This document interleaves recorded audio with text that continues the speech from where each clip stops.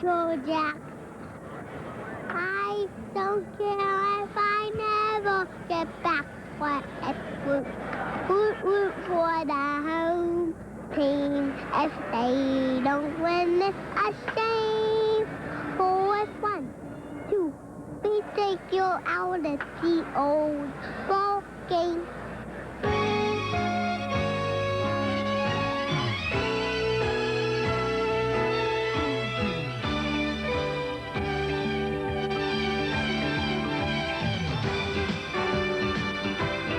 The National Broadcasting Company, now in its 6th decade of bringing you baseball's memories.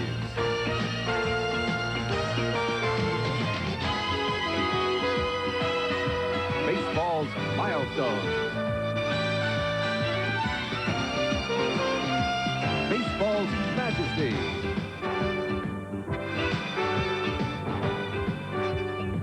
And baseball's magical moments. NBC Sports proudly presents the Major League Baseball Game of the Week. Today from Memorial Stadium, it's the New York Yankees versus the Baltimore Orioles. The Game of the Week is brought to you by Miller High Life. Miller, made the American way since 1855. By Ford and your local Ford dealer. Have you driven a Ford lately? By Howard Johnson Hotels and Lodges. And by John Deere and your local John Deere dealer. A perfect day to play two, and that's what we'll do in a fashion on NBC, beginning with the Orioles and Yankees from Baltimore and following up with Don Sutton's bid for his 300th out in Anaheim later this afternoon, Kansas City and the Angels. Hello, everybody. Bob Costas with Tony Kubek. Welcome to the first game of our NBC doubleheader. The Yankees will pitch left-hander Dennis Rasmussen. The veteran southpaw Scott McGregor goes for Baltimore. Since Baltimore completed a 3-game sweep at Yankee Stadium last week with that 18-9 blowout on Sunday when Lee Lacy hit 3 homers, the Orioles have dropped 4 of 5. The Yankees have won 4 of 5. The Yanks trail the Red Sox by 4.5, and Baltimore's 5.5 back. Earl Weaver today would like to see Scotty McGregor get back on the beam with a little more on the fastball. One of the problems that Earl Weaver is having is not having Freddie Lynn. He may not even be suited up today. Since he was hitting in the 3 spot, that team went 21 wins and just 7 losses. He's had a bad wrist, he's had a bad ankle, now he's got a virus, and he will not be in uniform today, so that has hurt this ball club. Are these ball clubs good enough to catch Boston? Well, the Yankees came in at best with an average pitching staff. They now have 6 pitchers on the disabled list. So as Lou Piniella has said, they've got 5 guys who possibly should be in AAA ball. I think what they would like to do is sign Dennis Martinez if he is released officially by the team Baltimore Orioles and start him tomorrow. But I don't think they're going to release him in time. What about Baltimore? Is Earl Weaver's team good enough? Yeah, I think they are. They have this great habit of playing under pressure. When you've got Murray and Ripken, and when Freddie Lynn gets back, Beniquez hitting the way he is, Ossie pitching the way he's in the bullpen, yeah, they have enough to get into September. We'll be back to talk about Dennis Rasmussen and Scott McGregor and check the starting lineups in just a minute.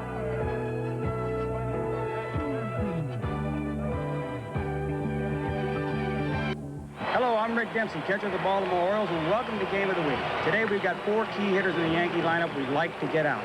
The number 1 hitter, Ricky Henderson. We've been walking him quite a bit, and it gets us in trouble because that sets the table for the next hitter, Don Mattingly. We have to change our pitching plans because we have to throw him a lot of fastballs to keep Henderson from stealing. Behind him is Dave Winfield. He's the strongest hitter I've seen in the game yet. He can hit line drives out of any ballpark that I know of. And he's the kind of guy who's always looking back. You watch him today, he's going to be looking to see where I'm setting up. He's going to be trying to steal pitches from the catcher all the time. And behind him, a new hitter, probably you don't know much about him, is Pagliarulo. He's a guy now who sits on a fastball. He can hit the ball out of the ballpark at any time. So we're going to try to stay ahead of him with some off-speed stuff and breaking balls and definitely keep men off the bases in front of him. Juan Beniquez, who made 2 sensational plays last night, playing in left field. John Shelby, the switch hitter in center. Lee Lacy, you heard about his 3-home-run game the other night as Beniquez had one. Floyd Rayford, who struggled at third base this year. Cal Ripken Jr. at short. Juan Benilli at second. With Wiggins not playing. Eddie Murray, ball that broke his webbing, costly play last night.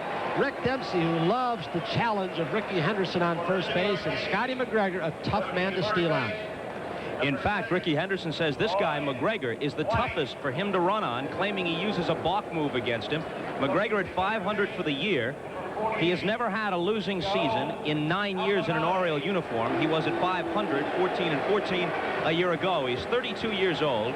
His best season was 1980. He won 20 that year. In 83, a World Championship season for Baltimore. He was 18-7 with an ERA of around 3 a game. Bob, when Don Mattingly came to the ballpark early today, and he's always an early bird, he was very surprised that he was hitting in the 3 spot against a left-handed pitcher, McGregor. And Lou Pennell explained why. He said, look, if Ricky gets on it, if he can't steal, I don't want to have you in the 2 slot having to take pitches to get behind on a left-handed hitter.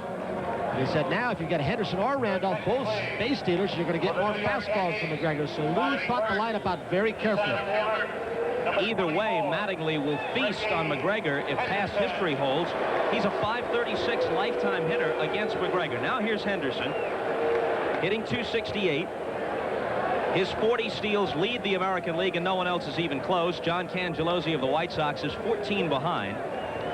He's looking to lead the league in steals for the 7th consecutive season. Last American leaguer other than Henderson to win the stolen base title, Willie Wilson in 1979. Keep your eye on the strike zone from this center field camera. Curveball swung out and missed. The plate umpire is Ken Kaiser. After the ball game last night, Earl Weaver went into a semi-tirade, a little mini tirade against umpires, saying they give Henderson all kinds of pitches that are called balls, or called balls rather, and should be strikes. There's a little discrepancy in the rule, I believe. Might get a chance to show you later what is a strike and what isn't. Henderson is another who's done well against McGregor, 340 lifetime. Scott showed him 2 curveballs to start, and here's the 0-2 pitch. Another slow curve is ripped into the hole for a leadoff single. He was 1 for 2 against Dempsey last night. Dempsey threw him out early in the game, and then Ricky went back and changed shoes, claiming they had watered the area down around first base to try and slow him up, and he was successful stealing against Dempsey later in the game. Eddie Murray out to talk just briefly, the captain, with Scotty McGregor in case they're going to try some pickoff plays. Now, is Ricky Henderson talking to the first base umpire? He went to Alan Wiggins, a base stealer for the Orioles, after the game yesterday and said, wait a second, are they keeping this soft for me, or do they do it to you too? I thought they perhaps had softened it like Alvin Dark used to do with Maury Wills. The first base umpire is Steve Palermo, one of the game's best. Not going on the first pitch to Randolph, who bunts, pushing it up the first base line, but it's foul. You might get a chance. It was a great camera shot of the delivery of Scotty McGregor, who throws across his body, and even when he's going home, he steps so far toward the foul line, first base, he looks like he's coming to first base. Very deceptive delivery to try and steal on.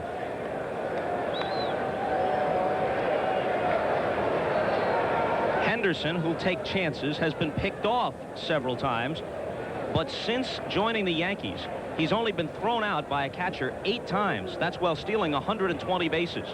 80 last year, 40 so far this year. Bob Boone's gotten him 3 times. Dempsey got him last night. High and away, ball 1. Randolph has drawn 49 walks, so in addition to a .296 batting average, he's got an on-base percentage of .430, one of the league's best.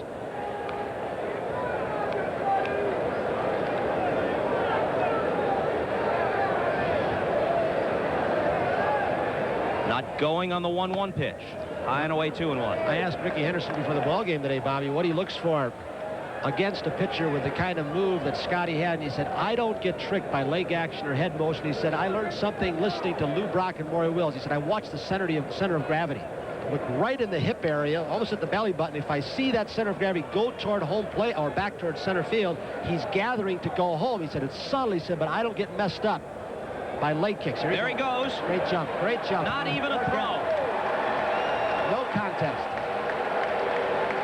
Don't know if he or Roy White, who was a pretty good base stealer in his era with the Yankees, now the first base coach, picks something up. Do they have a book on McGregor, or did he just guess right? I mean, he had 6-7 strides before the ball was even released. He could have gone in standing up easily. Henderson has had a little bit of trouble with a strained back. He slid feet first last night when Dempsey got him early in the game, and he went in head first later. He doesn't like to slide head first if he can avoid it. Willie Randolph, I believe, is having the second base umpire go way out to center field.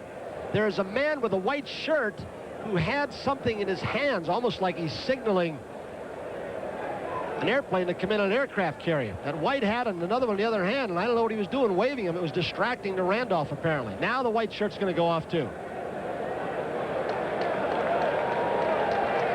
Now you got a good hitting background. This is the kind of background that was not an ideal hitting background for years, when that White House was out there before they put the black speakers, before they put those two big electronic scoreboards in left and right center field. It was harder to hit a ball out of here.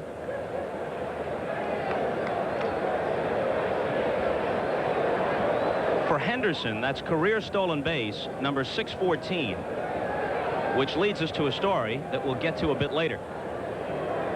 3-1 pitch is coming from McGregor to Randolph. He's heading for third. It's ball 4, and he steals it again without a throw. It's the 9th time this year he has stolen third base.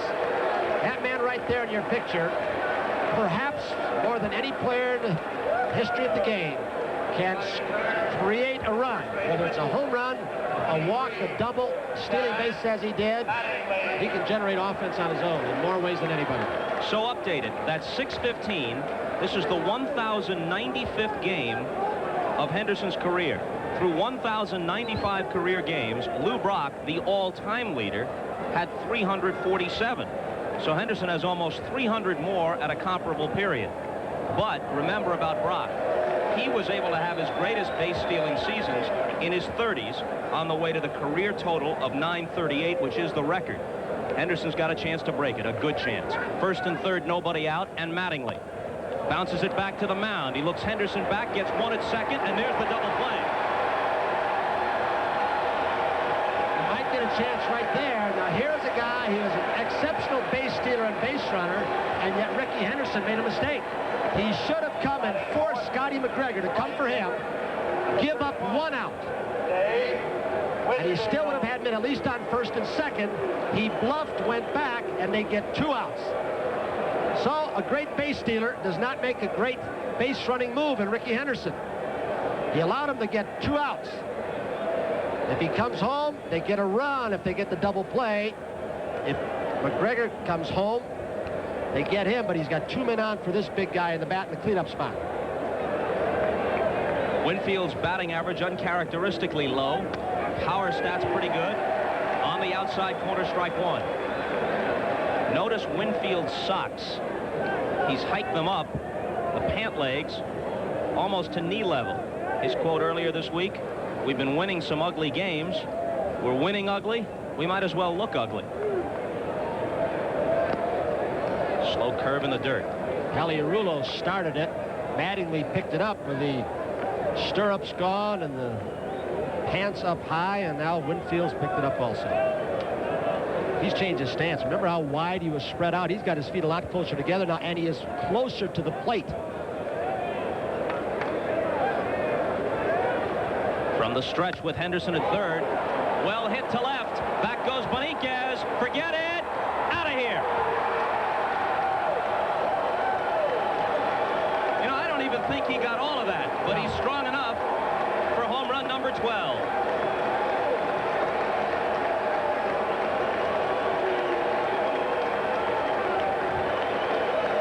One thing Scotty McGregor was looking at, though, and Earl Weaver also, that's Ken Rowe to the right of your screen, the pitching coach, they were looking at the possibility of a big inning. They've only got run to this point. Looked like it, rather two, it looked like it was going to be bigger. This is the spot Terry Crowley, the hitting coach, said, when I played here before that scoreboard in left center field, the wind would keep that ball in the ballpark. He said, I saw Brooks, Frank Robinson, Luke Powell hit them there, and they would just die, but not any longer. Easler, swing and a miss. Henderson scored ahead of Winfield, and now they congratulate one another in the Yankee dugout. Easler's now the full-time DH against left and right-handed pitching, as Dale Berra has been benched.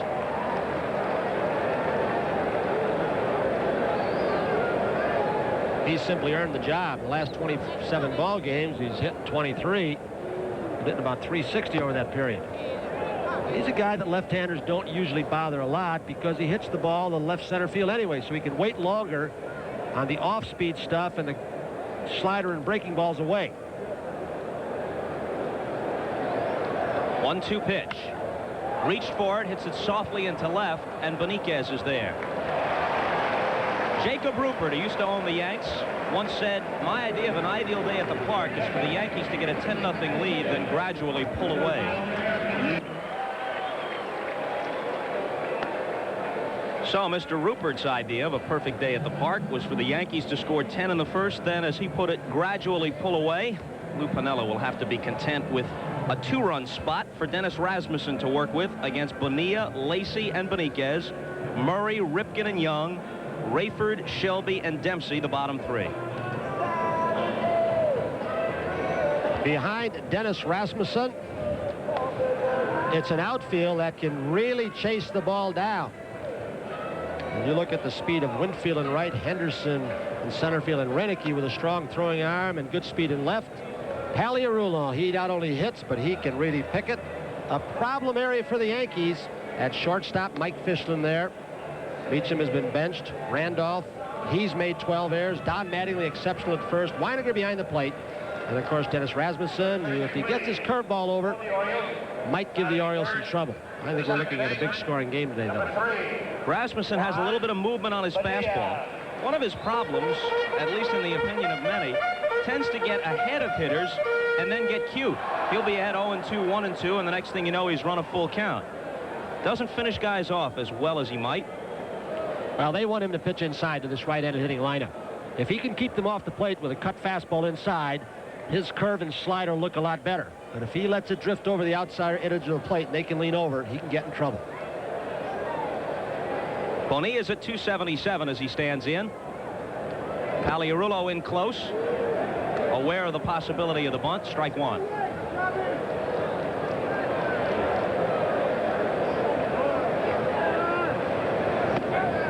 Two quick strikes. Rasmussen is 27 years old, 6'7", 225, from Omaha, Nebraska. Breaking ball got him. So Bonilla is dispatched on 3 pitches. As you might guess, at 6'7", Rasmussen played some basketball. We'll tell you about that after we look at the pitch that got Bonilla. Looked like he backdoored his slider. Didn't want to throw it down and in. Weiniger sets right on the outside edge, and it just drops off the table. If he can get ahead, he can be tough. Lee Lacy had hit just 2 home runs for the year when he exploded for 3 last Sunday in an 18-9 Oriole win at Yankee Stadium. That completed a 3-game sweep for the O's. The Yankees have won the first 2 games of this series. Something else going on in center field. Just moved a camera. Was filming something and a lot of white paper up on the hill. And Rick Yenner saying, what? Ken Kaiser saying, get that white paper out of there. Boy, are these hitters picky today? High for a ball. Lacy has 5 homers, 3 in 1 game Sunday against the Yanks, as we said. The next hitter, Beniquez, has 4 for the year. He homered in his first 3 at-bats Thursday against the Yanks. 2-0. Rumors persist again today. They've been revived, rather. Tom Seaver to the Yankees. They're talking about For Fisher to the White Sox. Heard the name Jerry Augustine to the Yankees picked up. Down in the minor leagues now. Left-hander, used to be with the Brewers. They're really trying to strengthen this pitching staff. Talking about Rasmussen, played baseball and basketball at Creighton. 6th man for the Creighton basketball team, and often found himself guarding Larry Bird when they played Indiana State. 3-1. That'll help you make the career choice between basketball and baseball. Might be easier to pitch to Eddie Murray than to guard Larry Bird. And a 1-out walk to Lacy.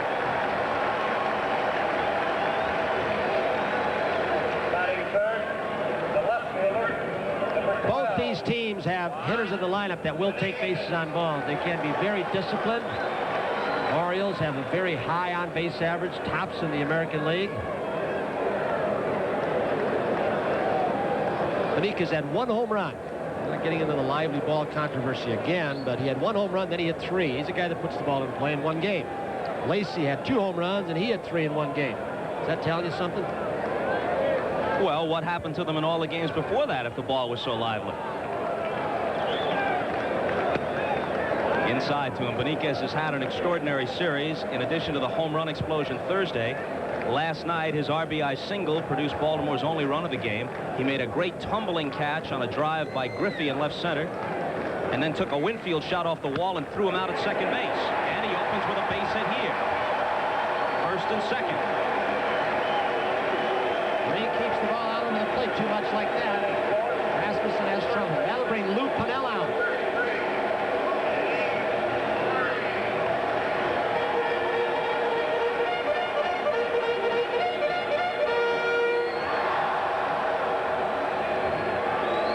He is steaming. Where's the fastball we're talking about inside? Lou Pennell is starting yesterday. He'd gotten tired, and he has got Mark Connors as the new pitching coach with Sammy Ellis gone, sad to say. Lou said, what did we go over with before the game? We watched the tapes last night. Before the ball game, he said, I want you to pitch the way I tell you. Fastball's inside, and he and Weiniger are having a little heated discussion, to say the least. Piniella looks for tendencies of hitters over and over again on the game's tape. 2 hours this morning and last night. He wants them to bust people inside with fastballs, especially this ball club. He has an understanding of hitting and what makes successful hitters, and he's turned that around to try and teach his pitching staff.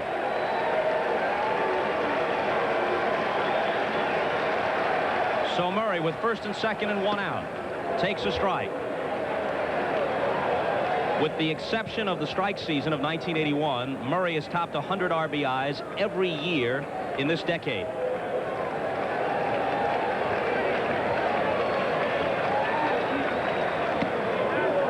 Off-speed pitch misses. 1-1.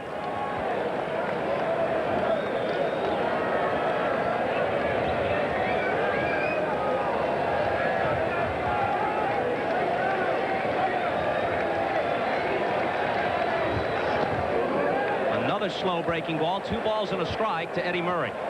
Ripken next.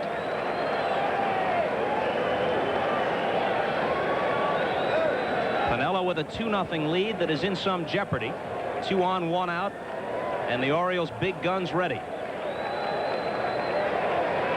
Rasmussen's 2-1 pitch. Fouled off. Bob Tewksbury, a right-hander, pitched an outstanding game yesterday. He got Murray out the last time he faced him on a change-up and 2 curveballs. There are 2 men sitting on base for Eddie Murray. And I'm not sure if I'd have made the statement in the paper this morning if Bob Tewksbury made it. He said Eddie Murray cannot hit off-speed stuff.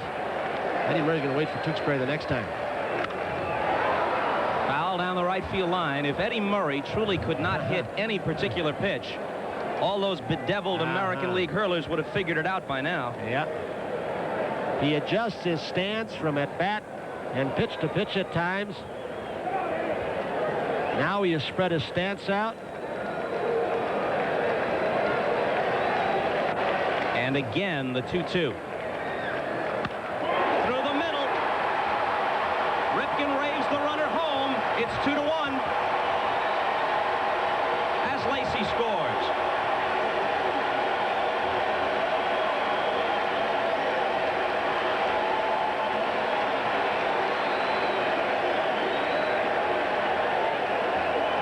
RBI number 45 for this season for Eddie Murray.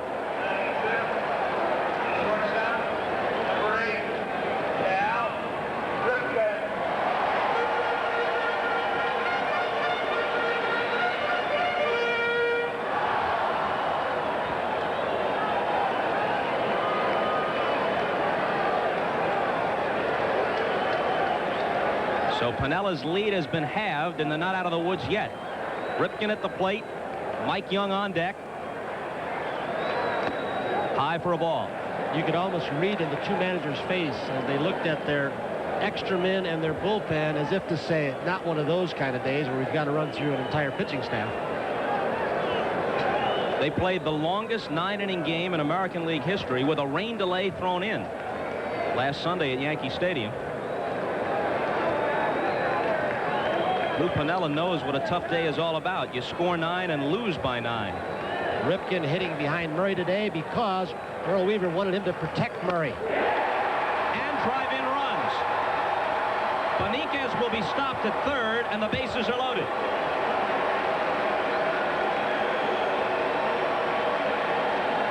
So Rasmussen got Bonilla on 3 pitches to open the inning, then walked Lacy on a 3-1 pitch.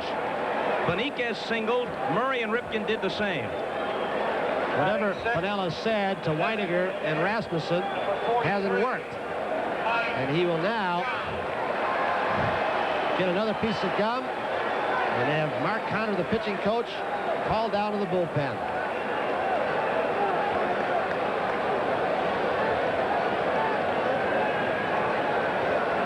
And Ed Whitson gets ready. Here's a guy whose role has changed seemingly every day. Starter, long relief man, pitching only on the road when the Boo Birds at Yankee Stadium got on him for a while. Mike Young is beginning to catch fire now. He's hiked his average to 261 after a terrible start. Ball 1 inside. Last year, he hit 22 of his season's total 28 home runs after the All-Star break. So they're hoping that this year is a repeat performance. And watch his stance and see if he doesn't have a little copycat of Eddie Murray. That got Kaiser. Got him on the right forearm.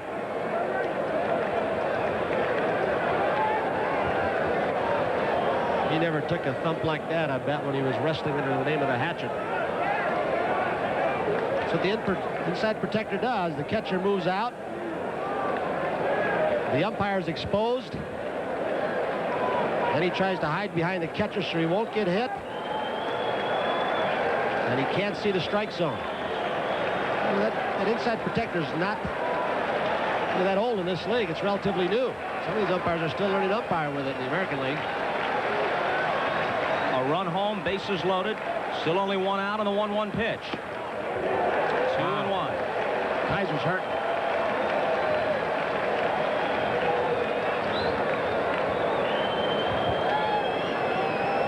Piniella getting on Kaiser a little bit.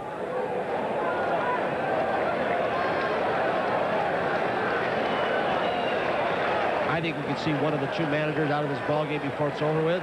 Important series like this, even though it's only June. They both like to talk a lot, the umpires.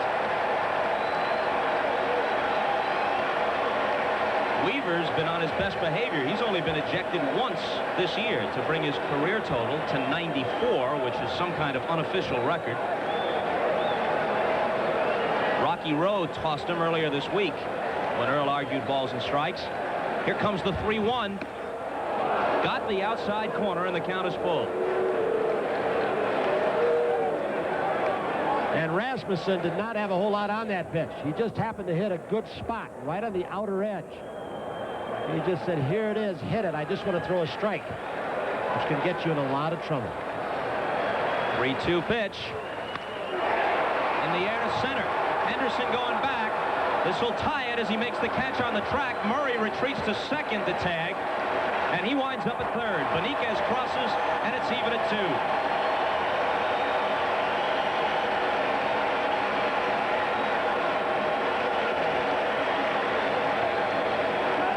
If Ricky Henderson has a deficiency, it is his throwing arm as he battles the sun and takes it right back to the warning track. Murray very alertly, a lot of players won't do this in the big leagues, tags up at second, goes to third, which puts a little more pressure on the inner defense. And also on a pitcher and catcher, you have that curveball, and you have a tendency to bounce the big breaking ball as Rasmussen does. The guy can score from third, but he can't from second.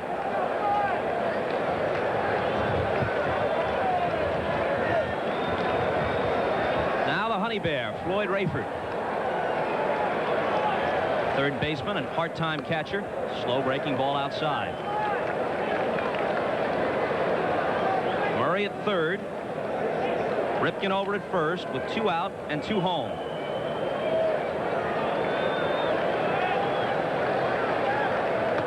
Boy, is he aiming the ball now? That's what I mean about, you know that runner's on third base. He threw that breaking ball, and he was very unsure with it, and Weiniger made a nice play.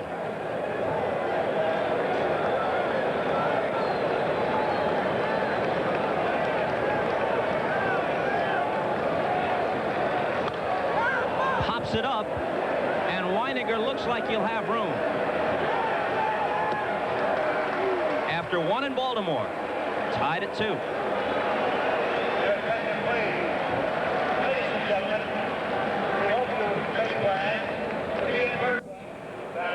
Ken Kaiser is hurt. He is not in a very humorous mood now. Oh, don't do that, Ken. Oh. He got sprayed with a little ethyl chloride on the right arm after that foul ball. You have Rick Dempsey on that show?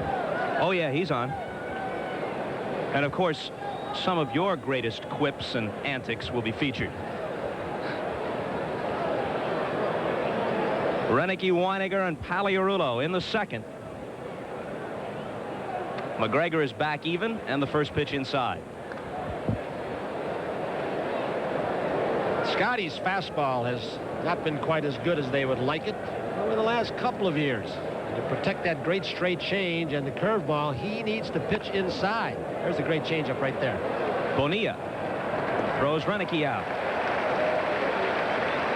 Earl Weaver was expecting a very unhappy Alan Wiggins today. He said, I'm going to have to explain to him why I didn't play him today. And he said, I'm not upset at him because he didn't throw the ball to first base yesterday. He couldn't get a grip on it, which was an important run with the bases loaded. So I'll have some unhappy people. Number 27, Weiniger. Weiniger at just $1.88.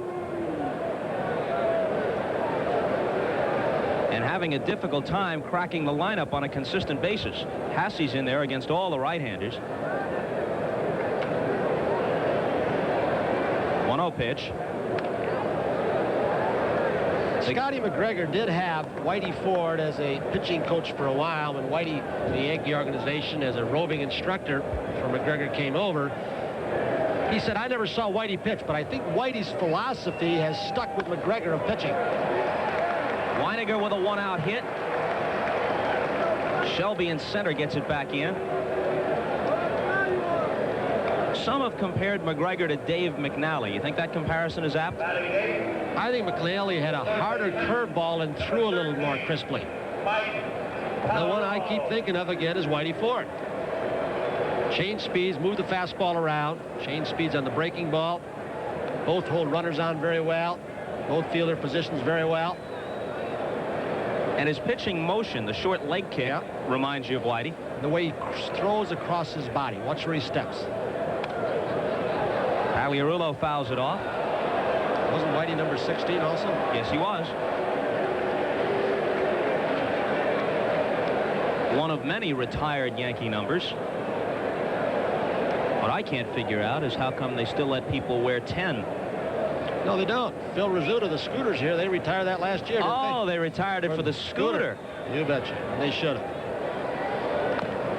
Off-speed pitch tapped in the dirt. What a story Paliarulo's is, huh? The droopy socks and pants came off the deck after getting hit in the face, and the ball that hit his forearm, smashed his nose, faced the left-hander the first time back, came swinging the bat and hitting home runs. Remember Billy Martin sent him up to the switch hit one time against the left-hander. The 0-2 pitch from McGregor. 1-2. McGregor has not had a whole lot of success against the Yankees. He did beat Ron Guidry at Yankee Stadium last Friday 5-2. That ended a personal 6-game losing streak against New York dating back to September of 1982. And there you see his career figures against the Yanks. Oddly, when he has been good against them, he's been very, very good.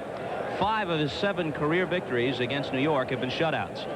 And you would think Scotty would have done better, especially in Yankee Stadium when they stack the lineup. It's in a heavy-hitting lineup from the left side.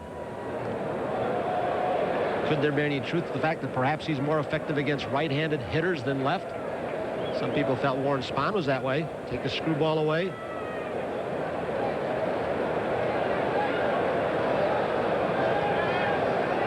And the 2-2. Had him 0-2. Now the count is full. I think Spahn has lost something in his twilight. He's really given up those homers in old-timers games. Luke Appling got him for 1, then Rico Petrocelli. He's hanging that curveball at age 65. And the 3-2. But first, Weiniger is chased back.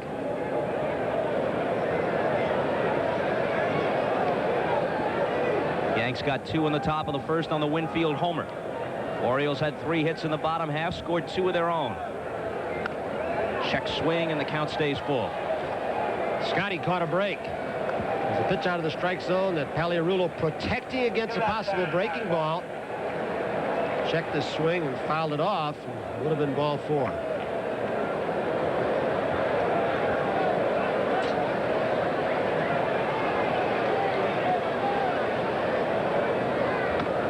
And this one is ball 4. First and second with 1 out as the shortstop Fischlin comes up.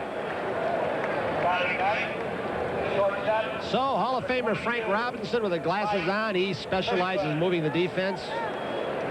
Ken Rowe gets on the telephone to the pen in left center field. Looks like that's Snell. Nate Snell. Yep. He pitched well at the beginning of last year, had an injury. Recall, he's pitching well again.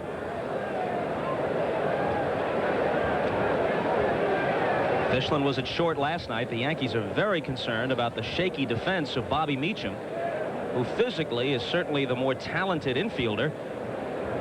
But he has made a lot of errors, and many of them at seemingly critical moments. Hey, Willie Randolph's made 12 errors also. Second base. Inside ball 1. In fact, the error Randolph made last night, giving him 12 for the year, gave him more than he made all of last season.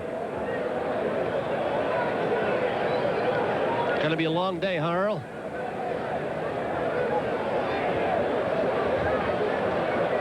McGregor taking plenty of time. Now the 1-0 to Fischlin. 2-0. As a group, the Yankees have made more errors than any team in the American League. And the pitching coach Rowe to pay a visit to McGregor.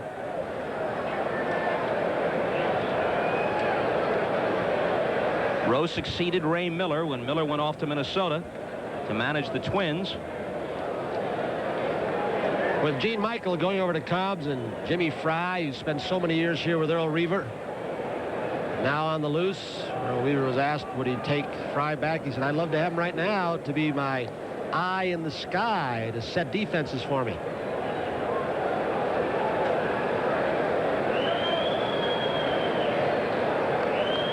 Regardless of the recent troubles for the Cubs, no one will ever forget the job Jim Fry did in '84 or in '80 in Kansas City when he got the Royals into the World Series, beat the Yankees 3 straight that year in the playoffs. 2-1 now to Fischlin.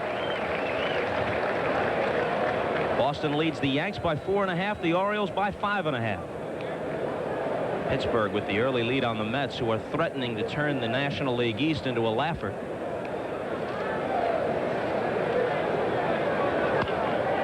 That is foul. 2-2. Scotty McGregor felt that throwing a fastball first pitch. He thought he might have had him set up for another, that he might be looking breaking stuff, and still got out in front. That's been a problem for McGregor. If he doesn't have this a little bit extra, hit guys on the fists, which has been lacking. Some people say he pitches backwards. I think you're going to get a fastball. He can throw his breaking stuff so well. Full count to Fischlin. The Mets lead Montreal by 9 in the National League East.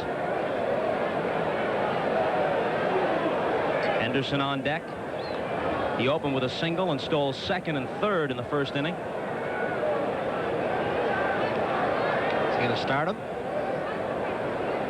Nope. Runners are not going. And we'll do it all over again. In the Western divisions, a couple of Texas teams are big surprises. The Rangers by 4.5 over California in the American League. Houston's lead is 2 over the Giants. San Francisco beat them last night. National League West. Now Fischlin, and there's Pennell up on the top step. I think he would like to start the runners, stay out of a double play because Fischlin makes contact, but they've got so many trick plays with Murray sneaking behind the runner at first. You've got to be very cautious. There they go. And Fischlin bounces it to third. Rayford has it on the short hop, and the runners move up. Pennell by starting him may have prevented a double play.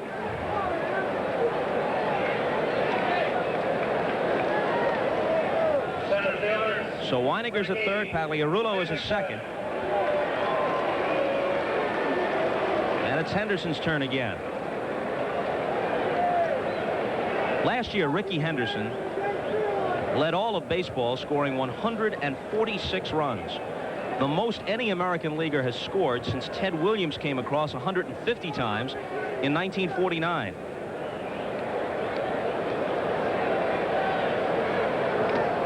Good play by Dempsey.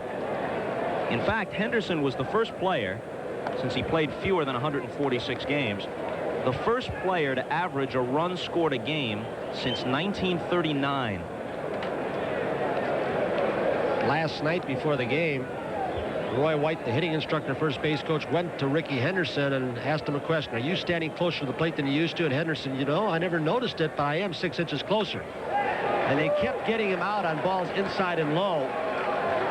And he moved off the plate yesterday. Now, what is a strike zone? Ken Kaiser, if you give that strike up there, Ricky will argue all day long. One of the things that Weaver said after the game yesterday was that the umpires are intimidated by Henderson, who constantly bickers, and by the owner, who has meetings with the commissioner.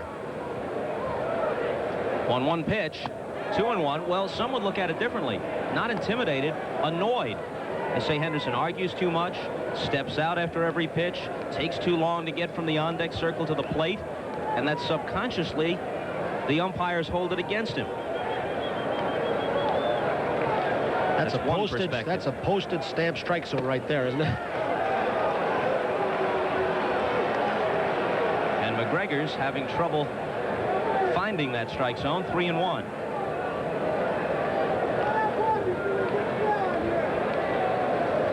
See what Steinbrenner said about a week ago? I will not stand by and have Ricky Henderson selectively prosecuted.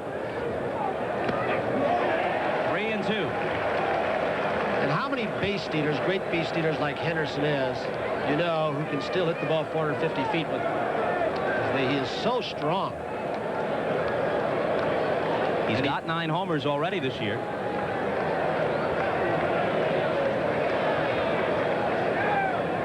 Second and third, 2 out. Top of the second. Oh, the breaking ball barely misses, and that loads him up.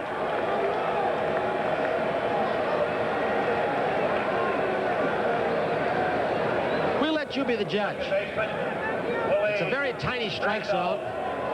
McGregor goes breaking ball. Now, when he caught that ball, remember, it's about 4 to 5 feet past the front plane of the plate where the strike is supposed to be called. And that might have been a strike. Ricky was walking down to first base before the ball even went through the hitting plane. Randolph walked in the first, ball 1 outside.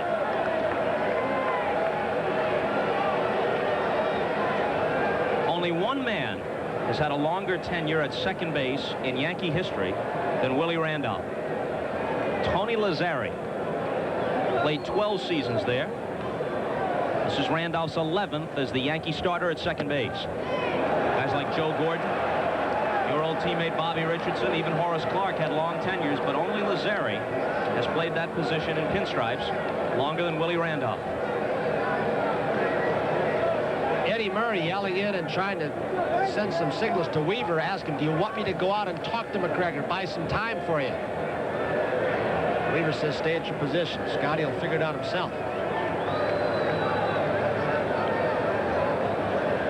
The 2-0 pitch. 2-1.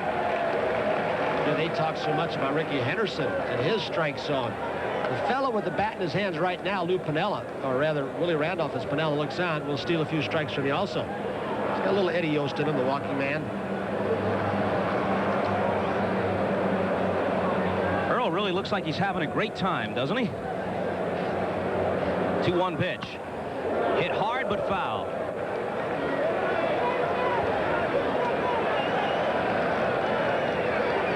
Now, Earl keeps a very comprehensive list of how many times his bullpen is up, how many pitches they throw, how many times they get in the game, when they last pitched, how many days in a row. And he knows his bullpen has had an awful lot of work in the last week or so. So he will go along with McGregor considerably longer than you might think. Got a piece of it and stays alive.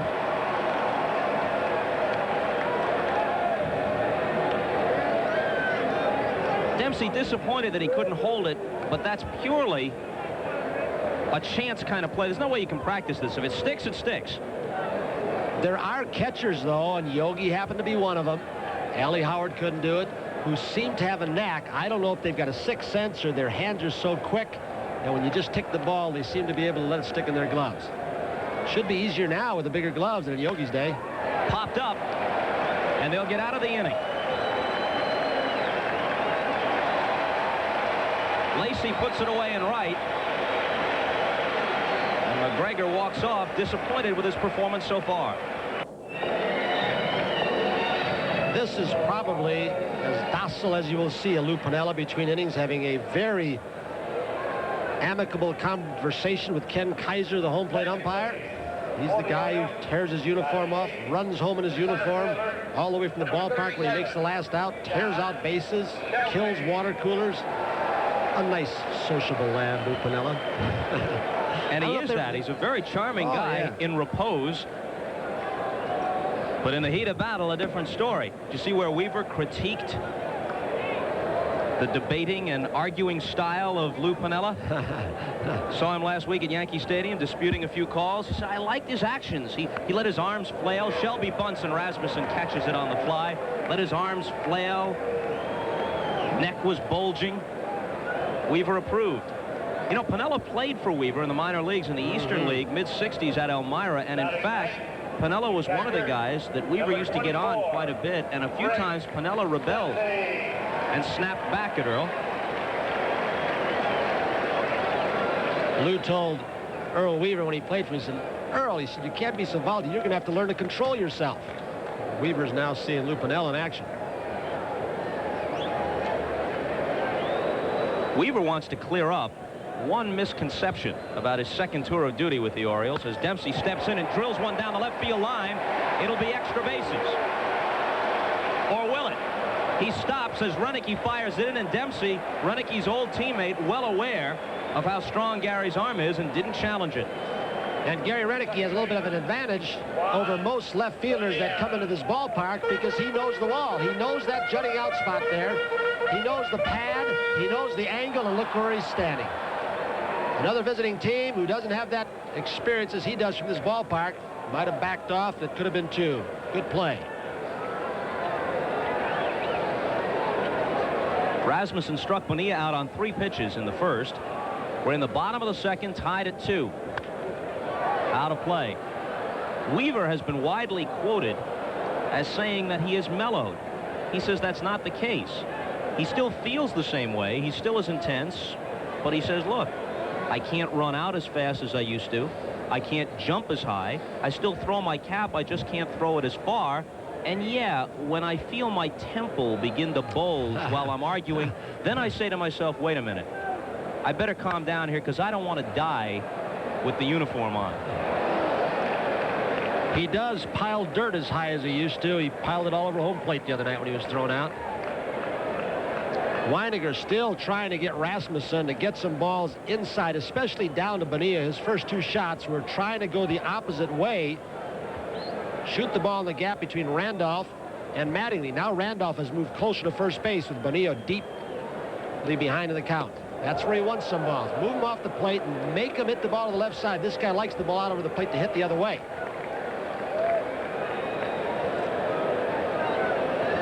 He wants this down and in bad, and he finally throws one there.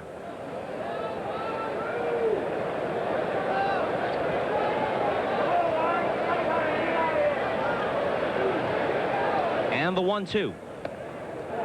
2-2 to Bonilla with Lacey on deck.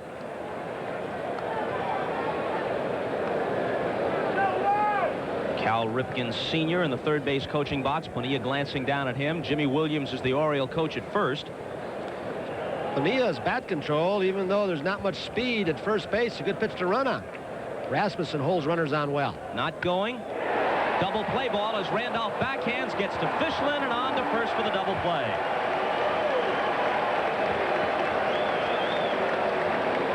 Randolph had moved to his left.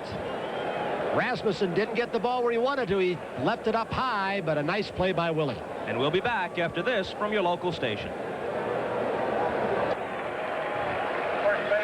32-year-old Scott McGregor was a teammate of George Brett's at El Segundo High School, and in fact out-hit Brett during his senior year.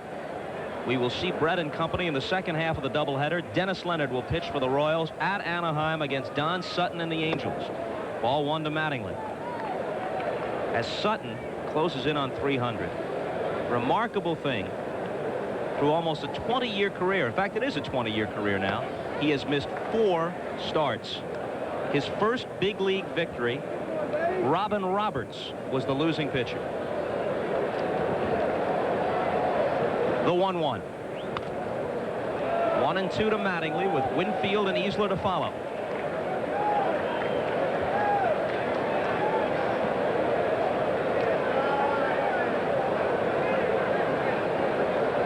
Watch him coil, Mattingly. He uses his lower body and shifts that weight. Pops the high fastball up, and they hold a team meeting on the right side of the diamond, and Murray makes the catch. When's the last time you saw a catcher go that far out like Winfield did in case Murray lost the ball? He almost ran him down. Let's look back to Thursday night and one of the great catches you'll ever see. Lee Lacy with a drive to right field, looked as good as gone. And look what Winfield does. Sloshing to the warning track, up and over, and he pulls it back. Says it's only the 3rd best catch of his career. The best, one he made at Yankee Stadium in left field, going about 2 rows into the stands to take one away from Doug DeCinces. And then he made a similar play against Oakland in 1981 in the playoffs. What did Lee Lacy say? He has more verticality than Ralph Sampson? Whatever that means. Verticality is a key asset, there's no doubt. Winfield homered in the first. 2-0 to him. Big guy in the batter's box. I don't even think it's a question that he's a borderline Hall of Famer. You look at the offensive statistics over the last 10 years, and Yankee Stadium has hurt him, I'm sure, in the power production area, but defense, base running, throwing arm, how do you measure that? He has done it as well as anybody in this game for 10 years. Well, there's no doubt he has all the assets of a great player. But when you stack up the overall performance, he has been excellent. Has he yet been great enough, long enough to be assured of a spot in the Hall of Fame? You might get an argument there. You might. I could counter that with some numbers, but the intangibles, which are not measured, that he has done. He is one of the best base runners in the league, better than Rickey Henderson, not base stealer. Who runs the ball down better in the outfield? He can be a center fielder with a lot of clubs. In fact, he is their best center fielder. Rickey Henderson happens to be playing out there.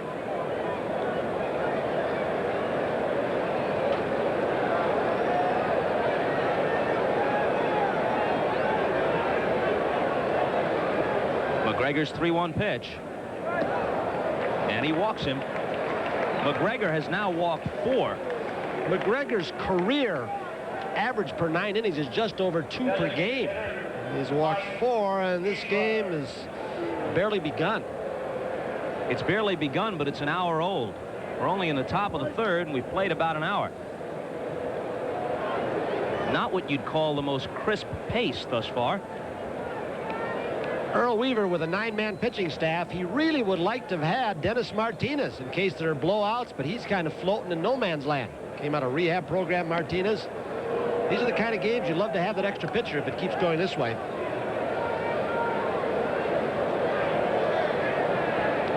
Little shoulder problem for Dennis Martinez. Went down to the minor leagues. In fact, he beat the Yankees Columbus team last week, I believe, 7-1, pitching in AAA level.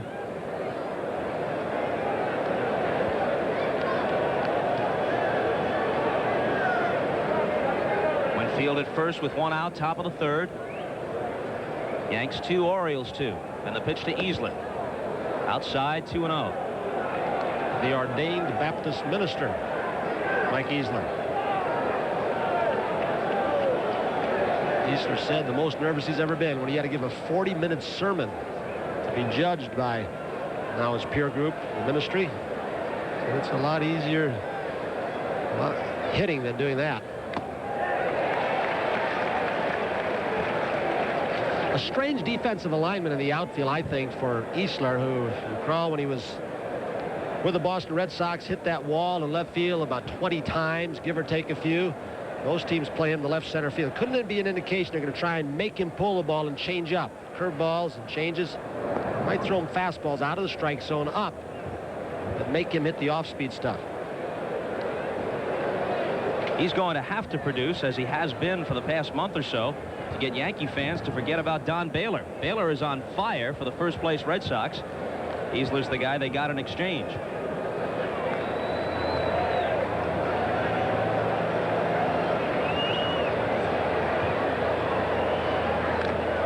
Two and two now to Easler. We'll see the Red Sox next Saturday on the game of the week from Fenway against the Orioles. And the Red Sox come into Yankee Stadium for games Monday, Tuesday, and Wednesday. Against the Yanks, those intra-divisional games, that's when it's really heating up right about this time of the year in the American League East. You know, when Scotty McGregor, we've talked about how he holds runners on. It's not just an advantage to cut a base stealer down, give his catcher a chance, but you can't get a good jump to break up a double play, something that Winfield does as well as anybody in the game. But every time McGregor's going home, Winfield is leading back toward first base, so McGregor's deceptive move home is taking 3 or 4 steps away from Winfield, so he can't tear up the middle infielders on a pivot play.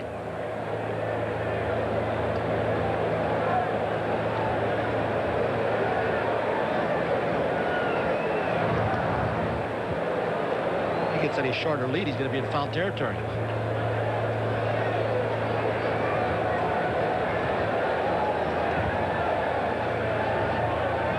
Going, and McGregor's pitch is foul back.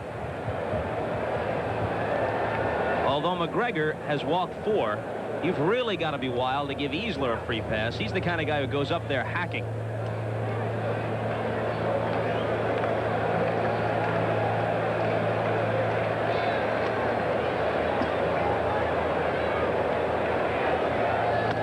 And he struck him out. He set him up for that fastball and threw it by him.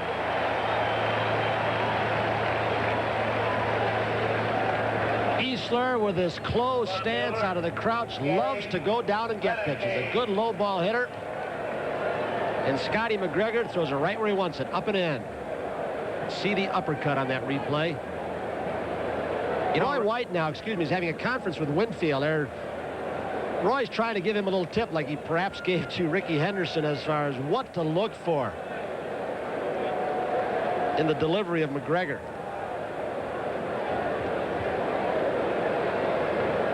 Renicky now, he grounded out in the second inning.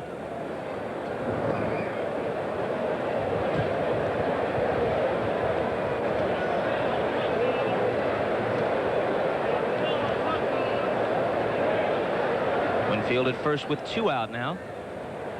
He had him going back toward first base as he delivered to the plate. He doesn't show you the same thing 2 or 3 times in a row, does he? It's always something different. He has a big pitch load right now. Scotty McGregor, he's over 60.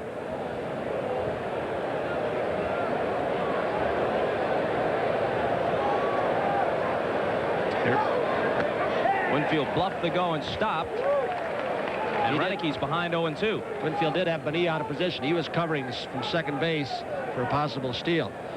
Earl Weaver has gone to a 4-man rotation with Mike Flanagan on the DL, elbow problem. Flanagan is scheduled to come out. He's thrown the last couple of days with no reaction. Maybe pitching next week. So he's going 4-man rotation until Flanagan gets back.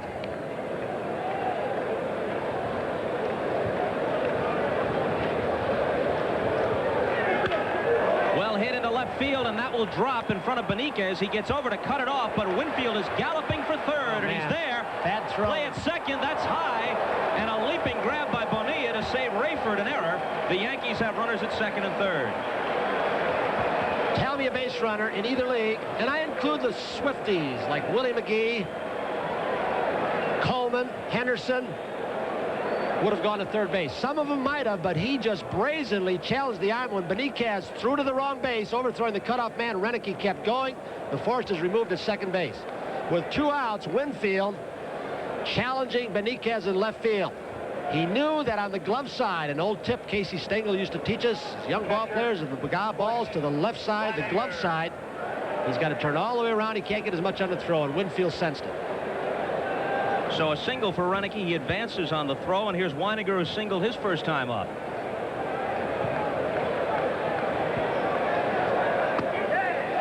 Strike 1 on the inside corner.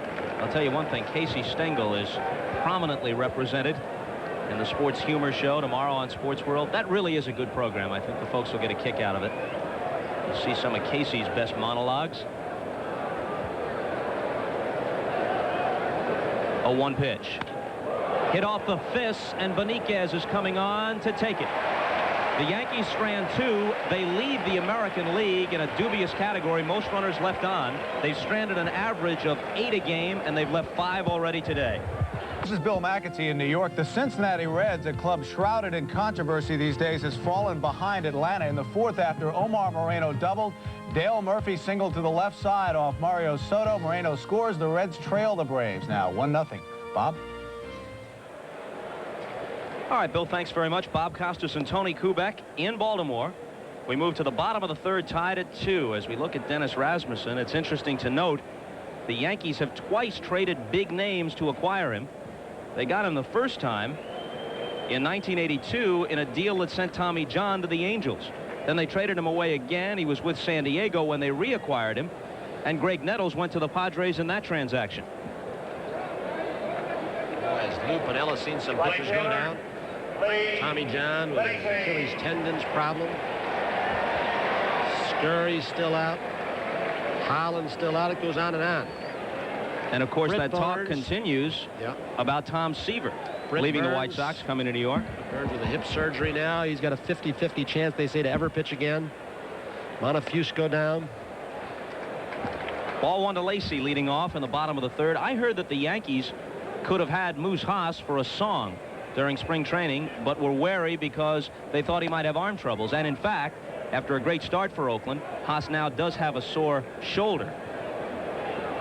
But considering their lack of starting pitching, depth-wise, the Yanks certainly could have used Haas. 1-2. You know, I think the Yankees' starting pitching earned run average is like 3rd in the league, though. Starting pitching. Now, there are 9 teams in the American League that have got earned run averages of 4 or more, which is really something.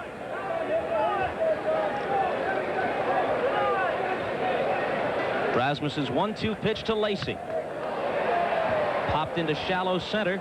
Henderson. 1 out.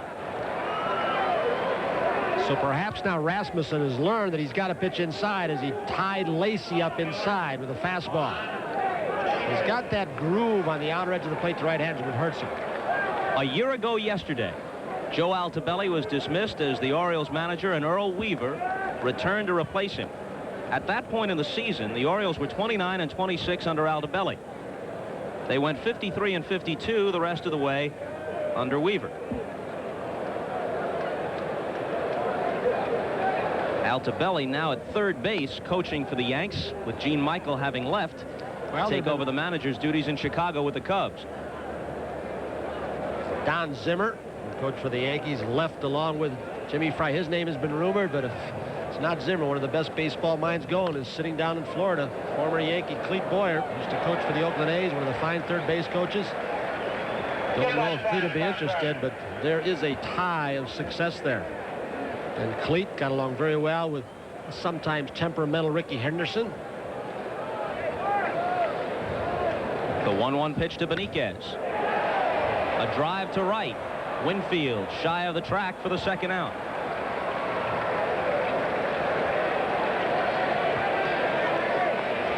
First baseman, Eddie Murray.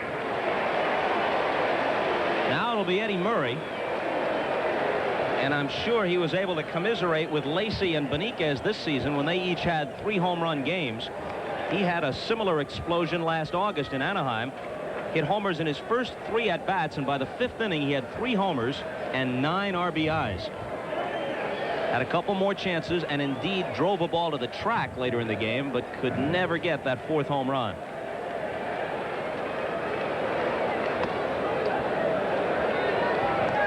He's had that vision problem. I don't know if it started last year, but batting practice yesterday, he wore glasses. It's a kind of a touchy subject with Eddie. He doesn't like to talk about it. Earl Weaver thinks he ought to get used to those glasses in the offseason. He's trying to do it during the season.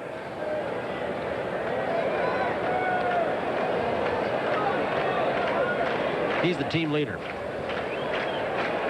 Weaver named him the Orioles' first official captain, merely making official what everybody around the club had felt for a long time this spring training. And Eddie Murray attributes his leadership qualities to the man who was inducted in the Orioles Baltimore Hall of Fame, Ken Singleton. And Lee May, now the hitting instructor from Kansas City. Jimmy Palmer also put in today. That's through the hole. And Murray is 2 for 2. You better not try and pitch him the same way 2 at-bats consecutively, because he will adjust and readjust. If you stay in one spot with one pitch, with one series of pitches, Eddie Murray will eat you up. Now Ripken, how much longer at shortstop for this guy do you think, Tony? As you know, for a couple of years now, there's been a controversy here. Weaver likes him at short, but a lot of other people in the organization feel eventually, and maybe sooner than later, he ought to be over at third base. I think he'll stay there until they find a shortstop that can play the position defensively. People forget Ripken right now leads the American League in assists.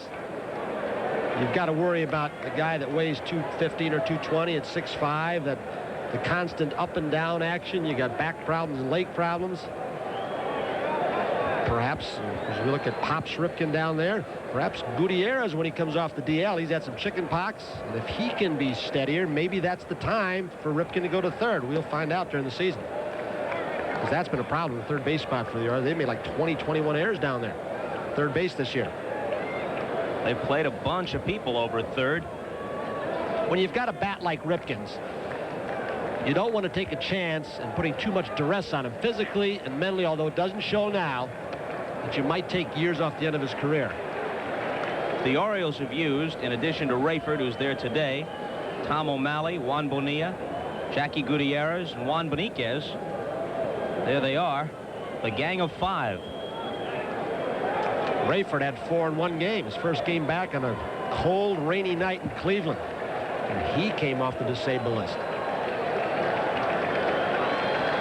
Murray at first with 2 out, bottom of the third, and the pitch to Ripken is popped up. Weiniger off with the mask.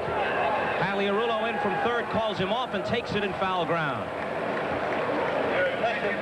So the Orioles leave 1, and it's still tied at 2 after 3 in Baltimore.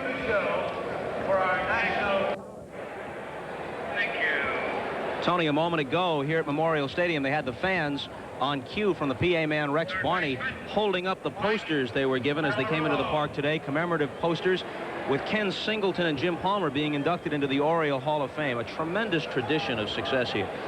Well, Kenny Singleton, when he made his little pregame speech, told about 35,000 fans that the best pitcher he ever played behind was Jim Palmer. And I don't know, you can doubt that. Palmer, of course, on that staff, 4 guys, 120. Boy, Kenny Singleton could take that base on balls. He's one of the great DHs, I'll tell you that. Switch hitter. There's the poster given to these people here.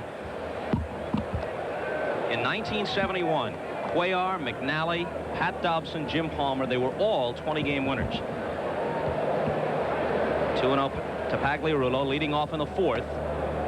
And McGregor, who has already walked 4, falls behind 3-0. You know, that Oriole team especially, 69 through 71, winners of 3 straight American League pennants, has to be one of the greatest teams of all time. 3-1 now. They lost 2 of the 3 World Series. They won in 70 against the Reds, but they were beaten by the Miracle Mets in 69, and then after winning the first 2 games, they lost to the Pirates in 71. And I think those World Series losses, full count now to Pagliarulo, deprived the Oriole team of that era of its place in the minds of many fans as one of the great teams of all time. But I think that team of those 3 years compares favorably to the Oakland A's dynasty that immediately followed it, and to the Reds of the mid-70s. Struck him out with a high and tight fastball.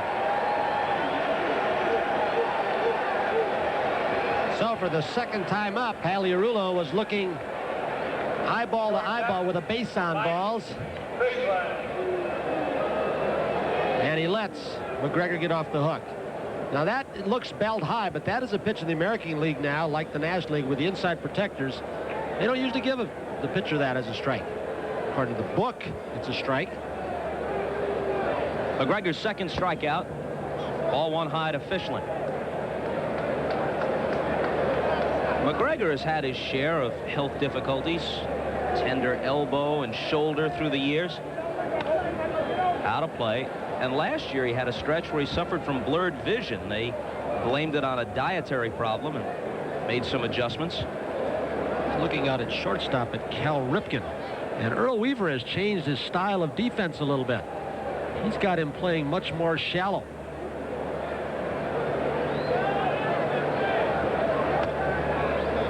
Ripken used to play back on the outfield grass. Weaver said, hey, you're making yourself run farther for the ball as the angle increases off the bat. Look where he's playing, even for a guy like Fischler who doesn't run that well. This one is hit off the handle, and in shallow left, Beniquez lopes in and takes it. Now as Henderson advances to the plate, let's look at the source of this controversy. George Steinbrenner saying, I will not have my man selectively prosecuted. Now this is fairly straightforward. Space over the plate between the armpits and the top of his knees when he assumes his natural stance, and Ricky's stance is a crouch. But now watch the rest of this. The usual stance when he swings at a pitch, and those are two entirely different things, because Ricky's going to straighten up and that strike zone is going to become bigger when he takes his cut. Those sentences in the rule book are side by side, and they're contradictory. Earl Weaver said, I may go to home plate today with a rule book if I feel like it. He didn't do it.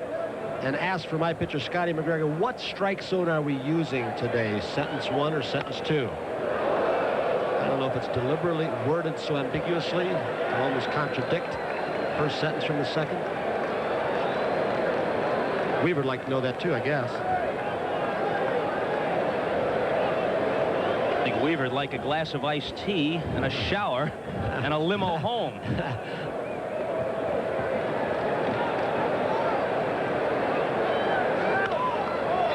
He had Ricky off stride. He bloops it into shallow right, and back goes Bonilla for the catch. So a rarity in this ball game, a 1-2-3 inning after 3.5. Still 2 apiece.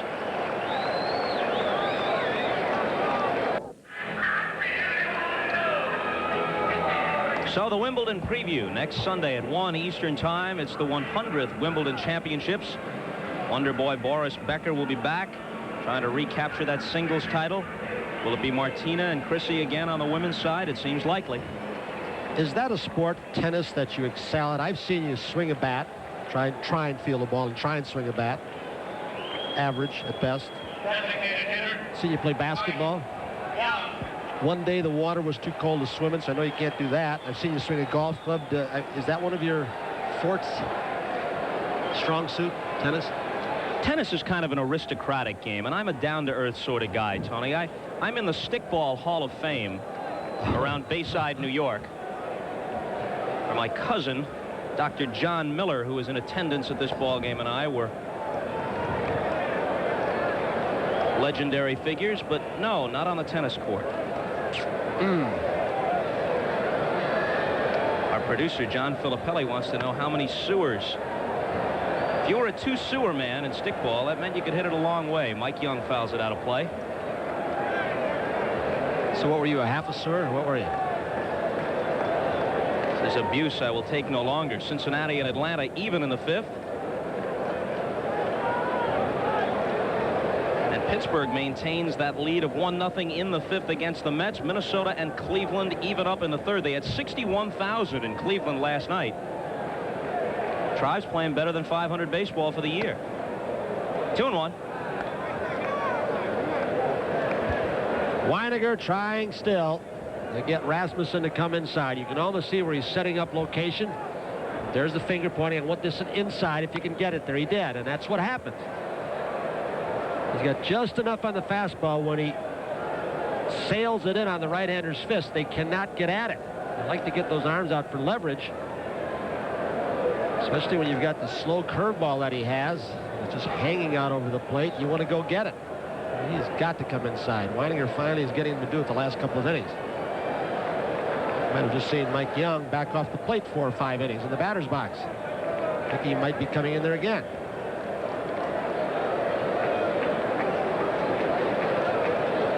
We're in the bottom of the 4th. Each team scored twice in the 1st.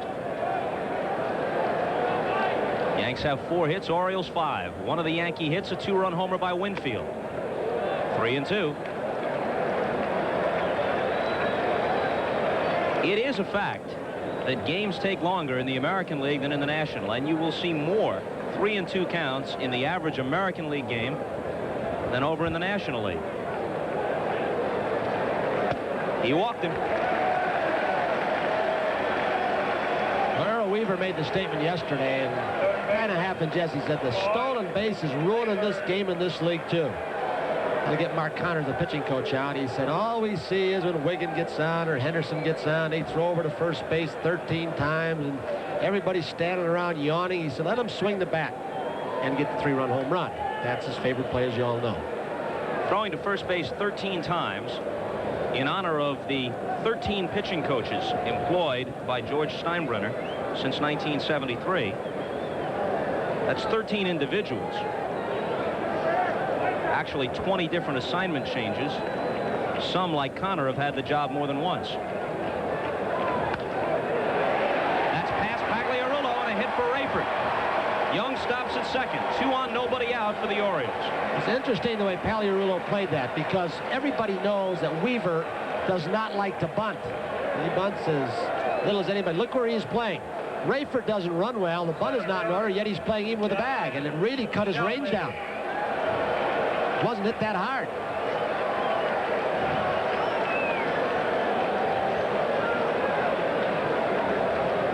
Guy's got a good glove, but he may have made a mistake right there by playing Rayford so shallow.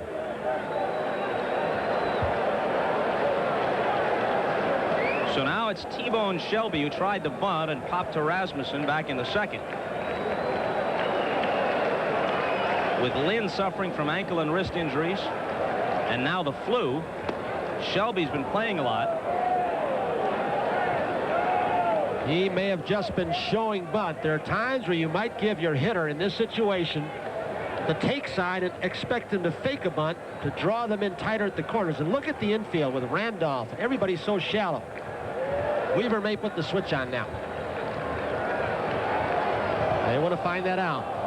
Vela or Weiniger may have asked him to do that to see if the bat plane has changed and the hand slides up to tip off the bunt. He may step off again. And he drops it down. Rasmussen to third. Got him! What a play by Pagliarulo.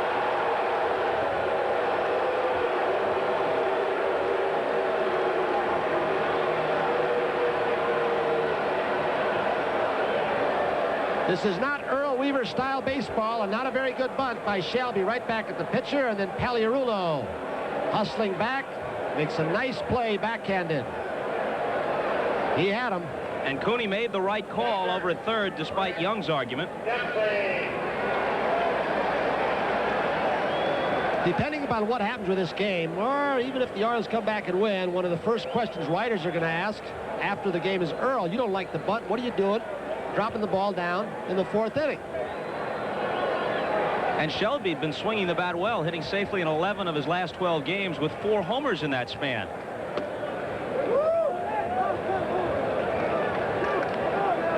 Dempsey singled into the left field corner and held up when Renicky fielded it quickly off the wall back in the second.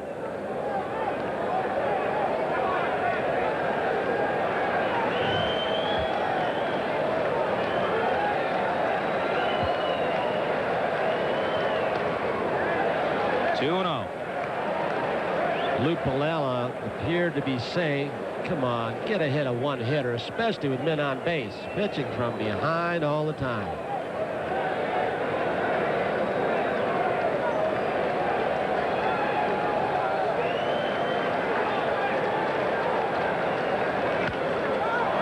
Fastball popped up on the infield. Pagliarulo is in foul ground, and he's got it. All 4 umpires with their hand in the air saying infield fly if fair. Dempsey had a pitch. It was a fastball over the plate that was aimed by Rasmussen, and he popped it up. Dempsey appears to be swinging only for home runs now. He's closed his stance. He's taking the bat way back as if to say, I don't care about my average. I'm just going to wail away and increase my power production. And he his had a good pitch to hit. reflect that. His batting average is under 200, but he's hit 7 home runs. So now with Rayford at second and Shelby at first, it's up to Bonilla. 2 out in the bottom of the 4th. Lee Lacy is on deck.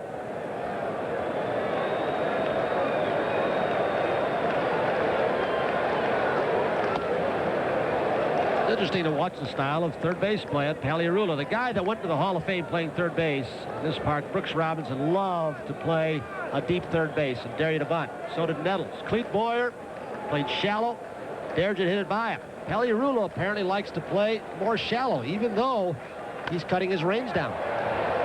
In right field, Winfield.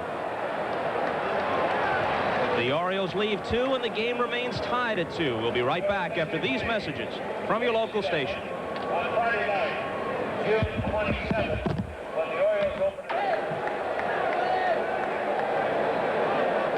It'll be Randolph, Mattingly, and Winfield in the Yankee 5th.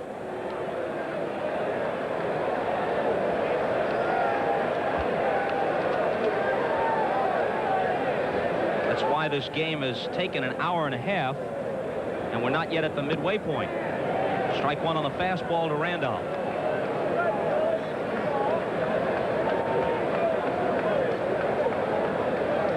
Willie has walked and flied out. And he'll fly out again. Shelby looks into the glare and puts it away.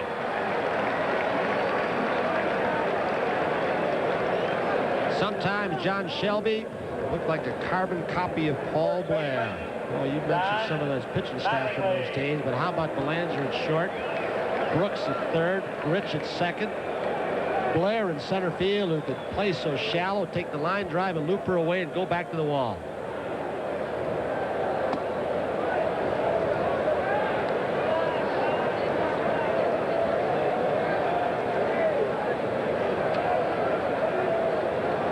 Pitch from McGregor to Mattingly. 1-1 to him.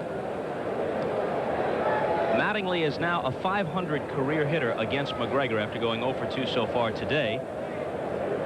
You know, the thing that's interesting, and as we look at those numbers, here's a guy who's at 12 home runs but has struck out only 11 times. When he sets goals, he doesn't say I want to hit 30 home runs or driving 100. He takes the little things that means so much, like striking out less, meaning he's putting the ball more in play, and the rest of the stuff will come along with it. Good changeup. One great first baseman retires another as Murray takes it unassisted on Mattingly. And now let's look back to Winfield's first at-bat in the first with Henderson at third. He takes McGregor deep to give the Yankees a 2-0 lead. The Orioles came back with 2 in the bottom half, and no one scored since. Look at Shelby where he is. He wanted to pull a Winfield, but he was about 50 feet short.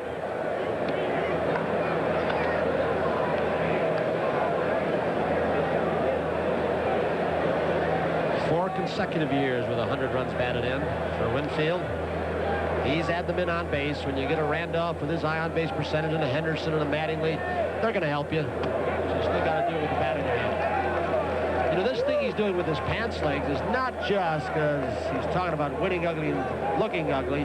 He thinks he might get some low strikes.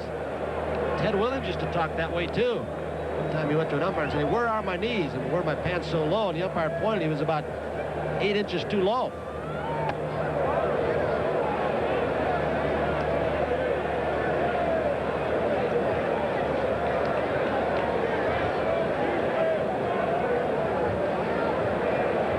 A ball and a strike to Dave. 2 out, nobody on, top of the 5th. Foul back toward us. Winfield is one of very few players to go directly from college to the major leagues. The name was added to the list this year with Pete Incaviglia from Oklahoma State going to the Texas Rangers. Bob Horner went right from Arizona State a few years ago to the Braves. Frankie Frisch, the Fordham Flash, a Hall of Famer, he did it. Pitcher Ted Lyons of the White Sox, another Hall of Famer, went right from Baylor to the major leagues. Winfield from Minnesota, but there haven't been many others. And the second consecutive 1-2-3 inning for McGregor as Shelby ends it in the 5th. Halfway through, tied at 2.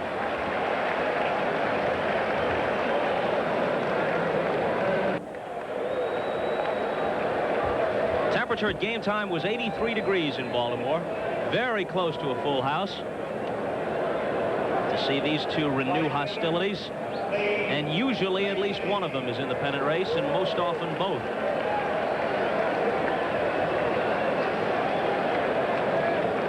Lacey, followed by Beniquez and Murray. It was an Orioles Oriole hit parade a week ago in New York, and Lacy was the grand marshal with those 3 home runs in the 18-9 victory.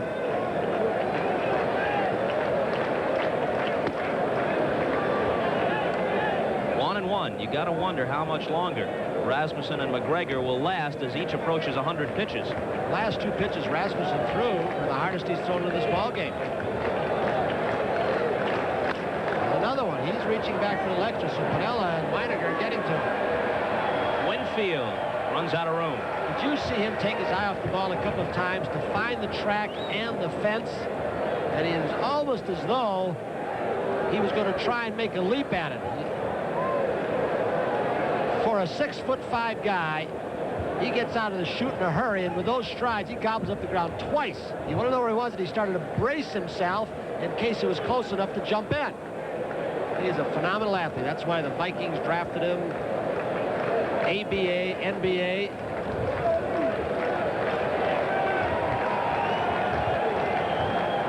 And the 1-2 pitch to Lacy.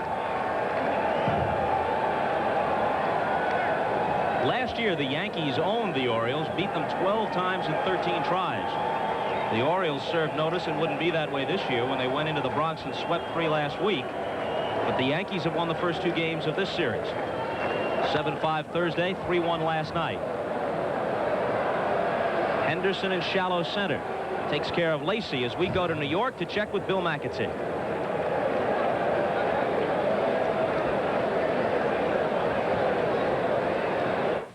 All right, Bob, a game of interest to Yankee and Oriole fans. The Red Sox now trail the Brewers 2-0 after this RBI single by Jim Gantner. Dale Swaim scores, and the Brewers lead 2-0. They're in the 7th now at Fenway. You know, George Bamberger's team is another surprise.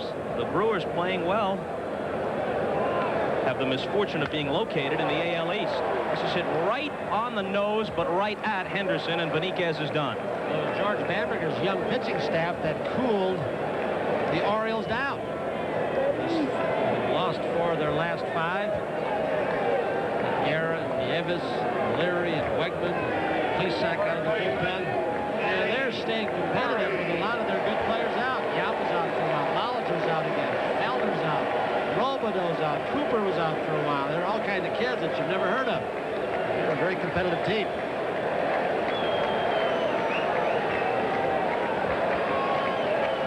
Murray has a pair of singles.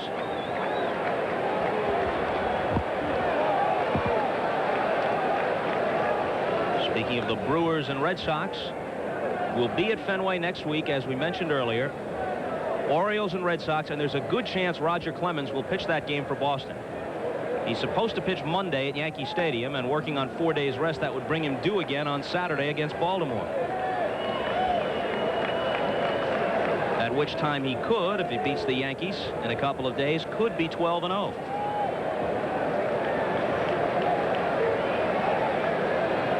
Two-0 pitch. 3-0. Ripken is next. That's respect. 2-0. You try and backdoor breaking ball with Cal sitting in the on-deck circle.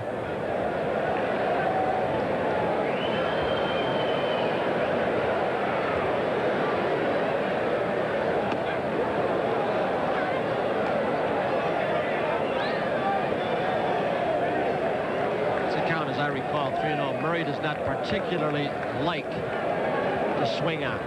This was questionable, borderline high. And the 3-1 pitch. We saw that Oriole mascot a moment ago. Gutierrez, Flanagan, people like that on the disabled list. The Bird was on the DL for a while. He was dancing on top of the dugout roof and mocking the umpire when he tumbled backward onto the field. Injured his back, but the trooper that he is has returned.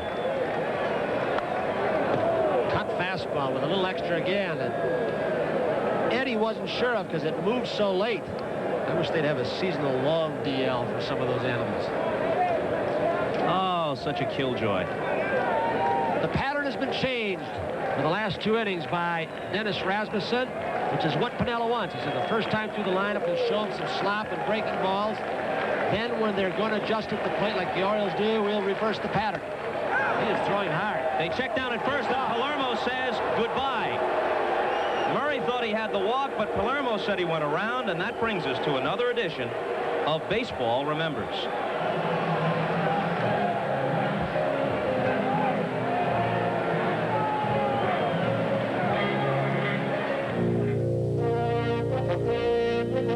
Old Spice presents Baseball Remembers. Brought to you by unmistakably masculine Old Spice. Splash on the feeling. Splash on Old Spice. Mickey Mantle remembers the joy of hitting his patented tape measure home runs. Every time I come up, I was trying for a home run. I love to see it go a long ways, you know. I never did just try to hit a single or something. Casey used to yell at me from the bench, and I still swung as hard as I could at it, you know. But when I hit the ball good, I could hit it as far as anybody. I hit one 565. I'm thinking I'm going to hit one 600 feet today, you know. I hit long home runs. When I hit the ball good, it was a home run. And I almost hit it out of the stadium twice. And one of the times I hit it was a line drive. If it had just been about 6 inches higher, it would have made it out of the stadium. And when I hit it good, I knew it was gone. This is Bill McAtee in New York, and watch how the Mets started a big inning against Pittsburgh. Mike Bielicki throws a pitch in the dirt, and that allows Ray Knight to chug to third, and watch as Tony Pena throws it way into center field, trying to get Danny Heap at second. That allows Knight to score. The Mets have now added 4 more, and it's 5-1.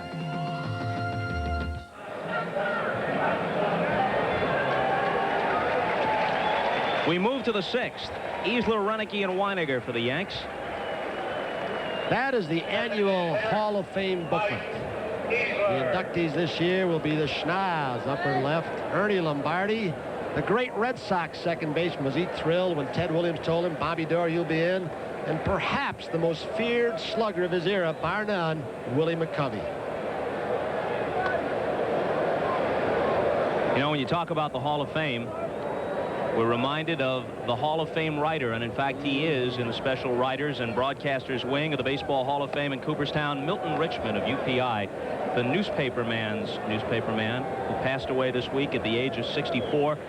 Dick Young put it well as he eulogized him at the funeral, and also in his column he said that others with the bylines were better known, but when it came to really digging for stories, getting the scoops, knowing what was happening, especially in the baseball world, nobody ranked with Milton Richmond, and also one of the nicest men you'd ever run into. He freely shared what he knew about the business and insights about the teams and players. Very saddened by his passing, and our best wishes and condolences to his many, many friends, and they are legion around the sports world, and to his family, especially his brother Artie, an executive with the New York Mets. We're very sorry to lose Milton Richmond, one of the greatest of all writers this week. Johnny Bench represented the players faction at Milt's funeral, and he used the word integrity, which is one that is very important in our business. Shelby almost in his tracks to take care of Easler. That's 8 in a row set down now by Scotty McGregor. So although he has thrown a bundle of pitches, he's in a rhythm now where the off-speed stuff is hitting him on the end of the bat, and when they look for that, he gets enough on the fastball to hit him on the fists. Changes speeds, location in the strike zone. Forget the power with this guy.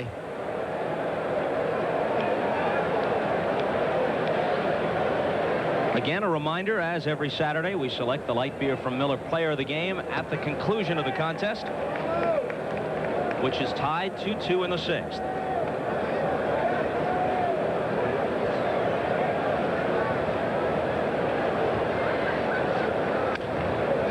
Broken bat, it sounded like, and Renicky's going back for some new lumber. 2 fastballs. He jumped ahead with a fastball down the pike. This one he busts Renicky right on the fist. Let's check the scoreboard while he goes back for a new stick. Cincinnati and Atlanta remain tied in the 7th. Milwaukee with the lead in the 7th at Fenway. It's tough to shut the Red Sox out there. And the Mets, after trailing 1-0, throw 5 on the board to lead 5-1 at home against the Pirates. Cleveland has snapped the 1-1 tie with Minnesota for a 3-1 lead. And the Cardinals, with Gene Michael, I assume, in uniform and managing the Cubs today, have the 1-0 lead at Wrigley. People are trying to figure out what the tie between the fine general manager Dallas Green and Gene Michael is. I guess Dallas has really had a habit, and it's a good one, of hiring people that have been with successful organizations, including Fry. And Dallas Green made it known to the players that it was more their fault than Jimmy Fry's. But again, it was one of those silly situations where it's time for a change. Ripken does a lot of moving around at shortstop. For each pitcher, for each situation. Look at how shallow he is. When he saw the off-speed sign flash by Dempsey, took 2 strides to his right in the hole.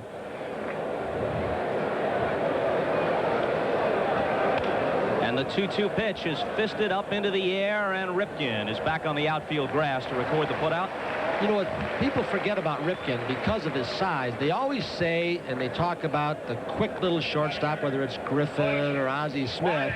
Remember, his first step is about twice the length of a little guy, so he's covering a lot of ground in his first step, and he does what Ozzie Smith does. Before every ball game, he studies the defensive charts to get that little bit of an edge. Ripken not only didn't miss a game last year, and for several seasons with the streak at 662 now, he played every inning of every game last year. And the last player to do that before Ripken was Sal Bando with Oakland in 1969.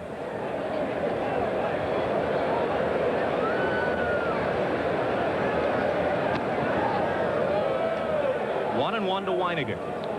You know, Earl Weaver, and now Davey Johnson is another example of this philosophy, and Davey learned the game playing for Earl Weaver in Baltimore. He loves that big offense from his middle infielders. He feels too many teams are willing to take a 230 hitter in the middle of the diamond. Palermo says he went. And the count is 1-2. And Earl, if he can get a guy with pop at the shortstop or second base position, he wants him there. Excepting the great Mark Belanger. Right. But you got to wear a gold glove to make up for a lack of offense. Ripken, speaking of gold gloves. There's a 6'5", 200-plus guy who does a pirouette like Nuria. Look at the agility this guy has. Not just strength, but the quick jump and a strike. Ripken at shortstop. If you're Weaver, it's case closed.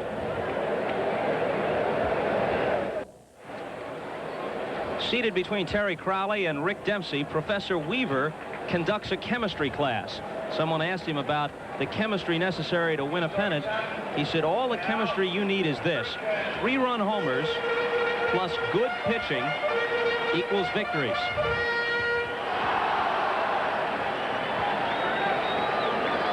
Now, wait a minute. You take, T.A., round ball plus a round bat and hit it squarely, and it equals a 450-foot home run.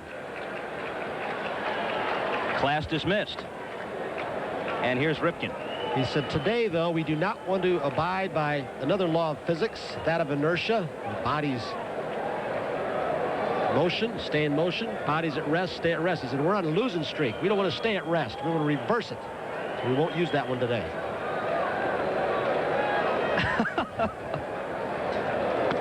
Did he really say that? 1-1 to Ripken.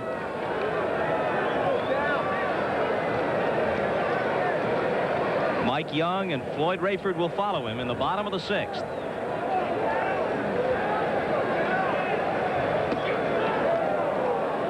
Off-speed pitch for a strike, 1-2. There's the switch hitter Young in the on-deck circle.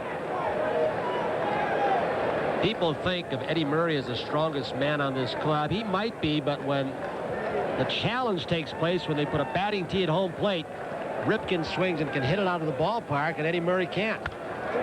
Base hit, well placed into right field. Ahead in the count, and he let him get his arms out. Basically, he loves the ball away. Doesn't like the ball inside. That's why Ripken stands so far away from the plate, to try and protect that inner edge of the plate. So Ripken's now 2 for 3. Young doesn't have an official at-bat. Sacrifice fly and an RBI in the first, and then he walked in the 4th. So Paliarulo comes in. We've got Rayford struggling behind Young if he sacrificed. Then Shelby and Dempsey, the 8-9 hitters. The bunt would appear unlikely, but it did the same thing. Appeared unlikely in the 4th. Strike 1 to Young. It may have gone unnoticed, but McGregor on the other side has perhaps settled into a groove. He's retired. the last 10 he's faced, although he needed help on a sparkling play by Ripken to end the top half of the 6th.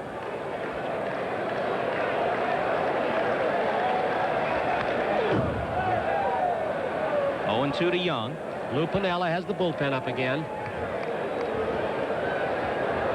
Brian Fisher, who has struggled with his control off and on, and struggled in Detroit.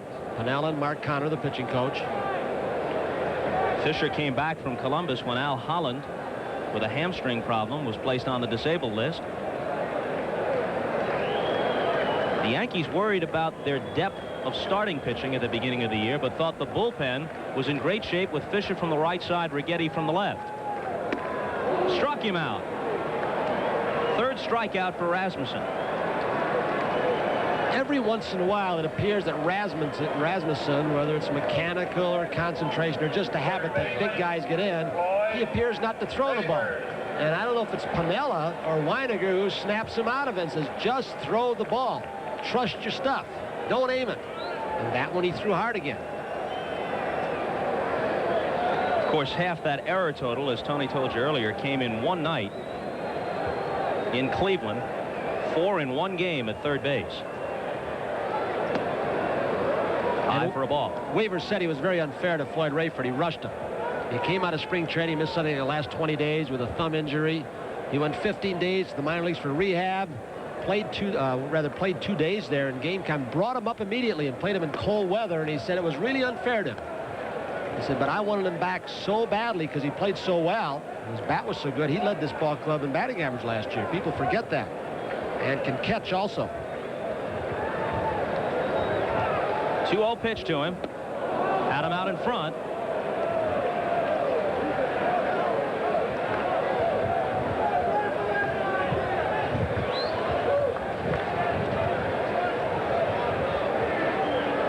Rasmussen with Ripken at first and 1 out. Shelby on deck.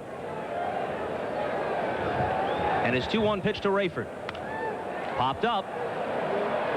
Shallow center. Henderson. 2 out. Rasmussen threw 2 changeups or turned the ball over, tried to sink it an off speed off his fastball. 2-0 and 2-1, and he had Rayford sitting on fastballs. I think it's interesting, and he alluded to it earlier, that a guy like Piniella, all of a sudden, with the pitching struggling, just one morning wakes up and sits for 2 hours in front of a VCR and says, I'm going to control now what my pitchers throw. And he's got Mark Connors going along with him, the pitching coach, and Jeff Torborg, who was a manager and fine catcher. He's done it the last 2 days. And it looks like the bottom of the 6th will be history. Henderson does the honors. And it's still a 2-all ball game as we break for these messages from your local station. Ladies and gentlemen, the answer to today's home team sports trivia question. Nothing across since the first as we move to the 7th inning in Baltimore. If you're just joining us, it's the first of 2 on NBC, and what a nightcap. Dennis Leonard for Kansas City, one of the great stories of this season, and Don Sutton, writing a tremendous career story, pitches for the Angels in Anaheim. Vin Scully and Joe Garagiola will call it as Sutton goes for career win number 300. What a remarkable story he is in so many ways. You look up consistency in the dictionary and you see Don Sutton's picture. He has never been spectacular as Paliarulo takes a strike from McGregor. He's won 20 only once, but he's won 15 or more 11 times on the way to 300 lifetime. While we have a chance, we'll tell you this telecast is presented by authority of Major League Baseball, may not be reproduced or retransmitted in any form without the express written consent of Major League Baseball. The 1-1 pitch.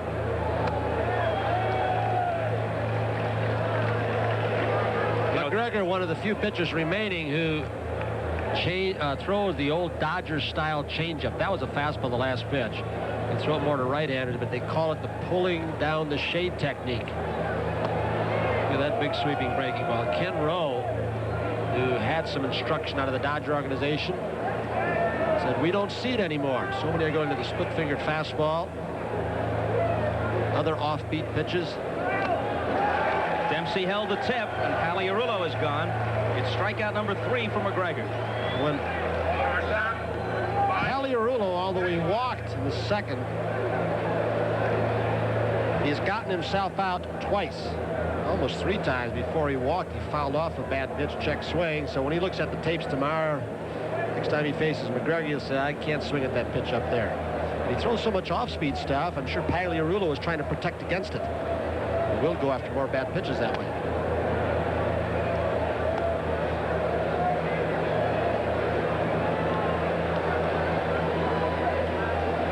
It had the makings of a big run ball game at first, didn't it? And each pitcher flirted with trouble after giving up 2 runs in the first. Now McGregor especially has settled down. He's retired 11 in a row. You know, talking about Sutton's bid for 300. There was a gap of 2 decades between Early Wynn reaching that plateau in 1963 and then Gaylord Perry joining it. Since then, the gates have opened. Perry, Carlton, Seaver, Phil Niekro, and soon Don Sutton. Down the left field line and foul. Right into Earl Weaver and Pat Santarone's tomato plants, almost. There they are. I wonder if they've got their contest going again. Earl Weaver said he misses the most when he comes back to manage. I can't have that big garden in the Miami area. He and Pat Santarone raise monster tomatoes. I don't know what they taste like. Earl and Pat's fertilizer. They even sell it by the semi-loads. Commercial product. You learn a lot on a foul ball, don't you? Fascinating information. Cannot be garnered anywhere else. Earl grows winning vegetables. Shelby with another chance in center field. Busy day for both Shelby and Henderson out there. 2 outs in the Yankee 7th. 12 in a row, set down now by McGregor. He is in a groove. McGregor basically not a ground ball pitcher. Not much of a strikeout pitcher either, although his strikeout to walk ratio has been one of the best in baseball during his career. At the change of speeds, you get a lot of fly balls. Similar pitcher to Don Sutton, although Don Sutton throws a lot harder or did. But he was a fly ball and still is a fly ball pitcher. On Wednesday in Detroit, Ricky Henderson hit 3rd in the Yankee lineup. One of only 2 times in his career he's hit anywhere other than leadoff. And the other time was when Billy Martin picked the lineup out of a hat in Oakland, and Ricky hit 9th that day. You know, Billy has made a point of staying off the field and not getting too familiar with the players because he doesn't want to put added pressure on Piniella. But Lou Piniella has gone to Billy more than one time and asked his advice. A drive to deep left, and if it's fair, the Yankees have the lead. It's out of here. Got the screen or the foul pole itself. And Henderson has his 10th homer of the year, and McGregor falls behind 3-2. If ever the versatility of Ricky Henderson becomes more and more apparent, you look at the 1st inning and the 7th inning. 1st inning single, stole 2nd, stole 3rd, came home to score. Now in the 7th, he gets a run a little different way with one swing of the bat. Well, as Bobby Valentine, the Rangers manager, put it, as we watch this ball, let's see where it hits exactly. Got the screen just on the inside portion of that foul pole. Scotty knew that he had hung a breaking ball up and in, and he got hurt by it. I mean, Ricky Henderson is as good a player in this game as he wants to be. In fact, the Yankees, I think, have 3 of the top 5 players in the game. In him, Mattingly, and Winfield. 2-0 to Randolph. Bobby Valentine put it this way: with Henderson, it's either slow torture or sudden death. You walk him or he gets an infield hit, he steals 2nd and 3rd, comes home on a sacrifice fly. That's the slow torture. You hang a pitch, boom, home run, sudden death. 2-1 to Randolph.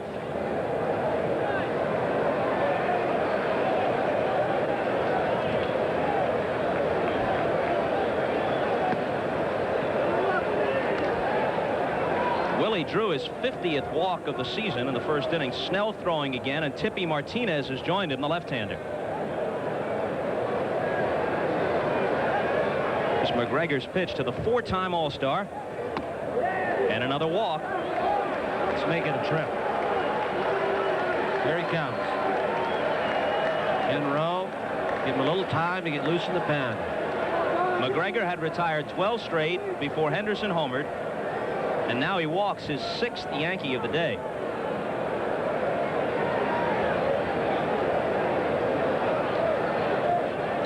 Ricky Henderson can shock you, can't he? Was it Reggie Jackson that talked about Ricky a couple of years ago, that he takes triples and turns them into outs defensively by outrunning the baseball? There's Snell and Tippy Martinez, who had those dizzy spells. Still, I guess the doctors don't know what caused it. He's on medication, but he's back. Reggie also added a tag to that and said he turns walks into triples also. He's already done that in this ball game.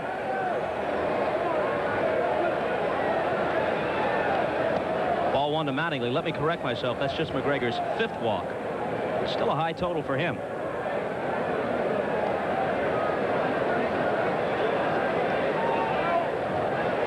Mattingly's 0 for 3. 1-1. In addition to all his hitting exploits, Mattingly won a Gold Glove last year, breaking a string of 3 by the guy you were looking at a moment ago, Eddie Murray, who'd won it 3 straight seasons for Baltimore at first base. Missed the outside corner. It's one of those situations where you'd wish the fan vote would come out in a tie for the first base spot for the All-Star game, Mattingly and Murray. Murray, very aggressive first baseman. He'll jump off that bag in a hurry to protect that hole for Mattingly. And McGregor's behind him 3-1.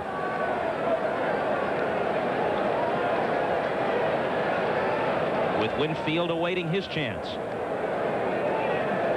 In 21 career at-bats against McGregor, Mattingly has 3 home runs. The runner is going, and a line drive back through the middle for a base hit. Wheeling around second is Randolph, runners at the corners with 2 out. So Mattingly continues this year at left-handed pitching. Better than he does right. Average-wise, he's over 330 against left-handers, just over 320. With Randolph going, Mattingly avoided the tendency to try and pull the ball ahead in the count 3-1. He just went with it up the middle, and that'll be all for Scotty McGregor.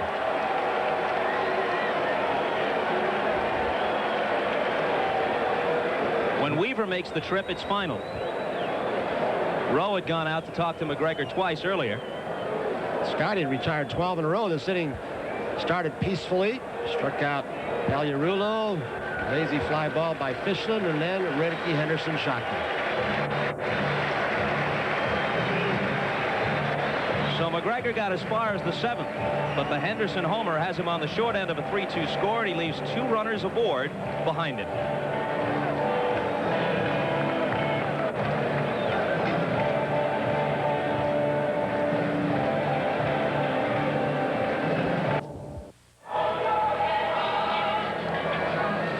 Rich Bordy, Brad Havens, and Nate Snell have been the setup men for Don Ossie, who has been perhaps baseball's best reliever so far this year with 17 saves. And Tippy Martinez is now back as a short man from the left side. You saw Snell's numbers. He's done a good job for Earl Weaver. Well, his last 18 innings consecutive, he has pitched scoreless baseball. In fact, this Orioles bullpen, going back a little over a month, has been really exceptional. Led, of course, by Don Ossie, who leads the majors in saves with 17. But since May 10th, the Orioles bullpen is 7-1 with 12 saves. That's just 14 save opportunities. Scotty McGregor threw a lot of pitches. He got in gear, and that's what Scotty McGregor does. Even without his best stuff and a lack of control, something the Orioles have done so well. I don't know if Palmer led the way in that, but they keep their team in the ball game. They have this knack of staying away from big innings, even with their poor stuff, and that's a sign of a good staff. When you can pitch, keep your team in the ball game when you're not right.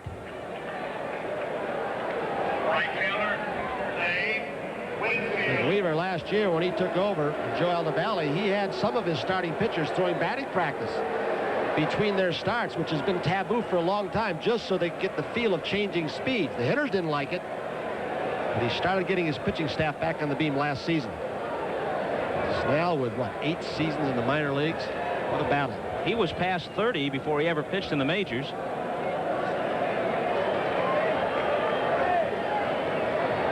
out of South Carolina, born and raised there. And his pitch to Winfield. Breaking ball, swung on and missed. When Winfield sees a ball belt high or above, he jumps, especially if it's out over the plate. And he got a little hanging breaking ball. You could see it didn't quite bite. Mid-thigh. You could see Dempsey ducking the backlash from Winfield's bat, trying to get out of the way. See him again? Winfield, when he lets go of that top hand, he'll get you on the back of the head. And Dempsey loves, which is what a pitcher likes, he loves to get down underneath the catcher so he can steal that low breaking ball. You do that, you take your head in your hand sometimes. Snell trying to keep it close. Orioles trail by 1 in the top of the 7th. Randolph at third, Mattingly at first with 2 out on the 0-2 pitch to Winfield. Breaking ball outside. Joe Altobelli, former Giant and Oriole manager, now coaching third for the Yanks. Roy White is back on the coaching lines at first.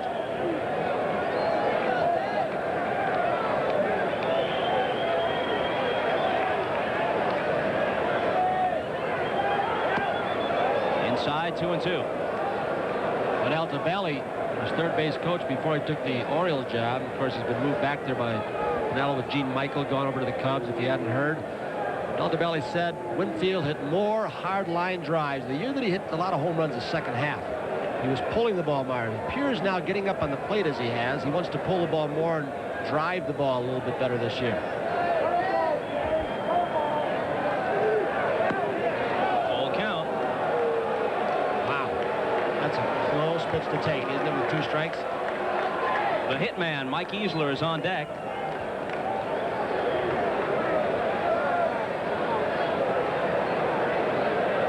Since his homer, Winfield has walked and flied to center. I wouldn't be surprised if he went slider ball with him now and stayed away from the fastball.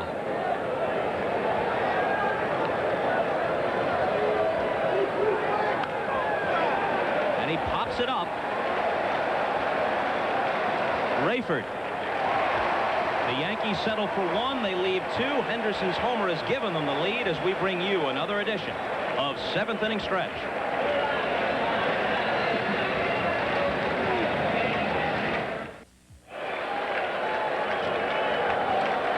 Dempsey's the leadoff man of the last of the 7th. Tomorrow is the 10th anniversary of that monumental trade between the Orioles and Yankees involving these 9 players. Dempsey, May, Martinez, Pagan, and McGregor to Baltimore for Alexander, Hendricks, Jackson, and Freeman. I guess over the long haul, it becomes pretty obvious the Orioles got a little bit better of that deal. Our stat man, Steve Horn, points out a very interesting point. A lot of clubs are reluctant to deal within their own division, especially if they're perennial contenders. The Yankees and Orioles had not made a deal with one another for 9 years. When Gary Renicky was traded to the Yankees this season from Baltimore for Rich Bordy and Rex Hudlin. The Easler-Baylor deal was the first deal between the Red Sox and Yankees since Danny Cater for Sparky Lyle in 1972. Those teams are very wary about sending a potentially helpful player to another team within their own division.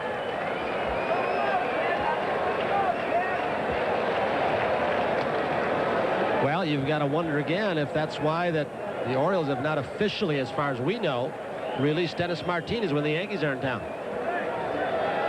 I don't know what the DL has to do with it. I heard a rumor that the Yankees had already checked with the commissioner's office to see about the waivers in the 3 days and all the other complications.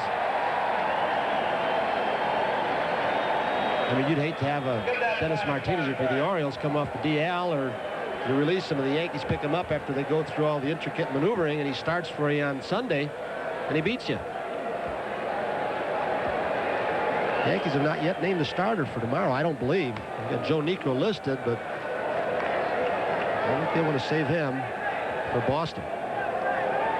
May depend on the outcome of this game, of course. Boddicker goes for Baltimore tomorrow. 2-2 pitch. And another pop-up in foul ground. Aliarulo. One out in the Orioles 7th. That's Rambo. That's what they call him. As tough as he is. Well, he took that pitch off the schnoz, and 2 days later, not only is he back in the lineup, he hit a home run. Second baseman, Juan Bonilla. Bonilla playing second for Wiggins today. Wiggins is a guy who's really come around in the last month. Not in the lineup today, but he's hit around 350 since early May and running the bases well. Settled down in the field. He went, what, 31 games without committing an error? It's an area that Earl Weaver wanted him to work on and think about in the offseason and concentrate more defensively. He was so shaky in the field early in his tenure with the Orioles that his teammates got to joking about it. Their plane arrived after a road trip back at the airport here at gate E4. One player cracked, hey, even the airlines know what's wrong with our team. But Wiggins has turned it around since then.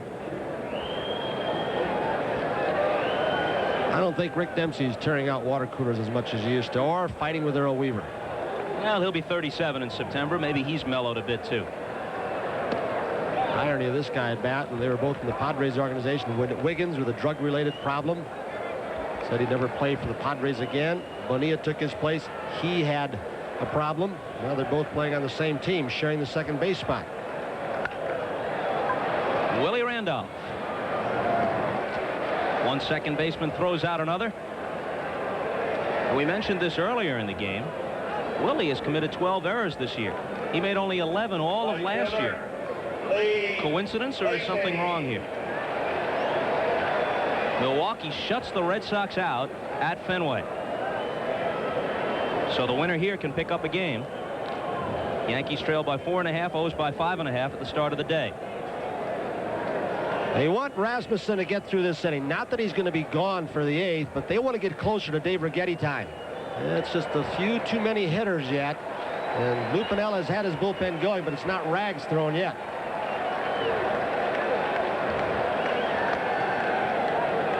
When Lacey steps to the plate, the organist here plays the I Love Lucy theme. Get it? See, I love Lacey, Lucy. Kind of a little musical humor. 1-1. Bottom of the 7th. Rasmussen has the lead for the second time today. He took a 2-0 lead to the mound in the bottom of the 1st and gave it back immediately. Now leads 3-2 in the 7th after the Henderson homer in the top half of the inning. And Paliarulo, with 2 outs down at third base, is playing on the line. No doubles down that left field line. Look where he is. First baseman Mattingly not on the line, but probably more toward the first base foul line than it would be in a normal game situation, not in the late innings.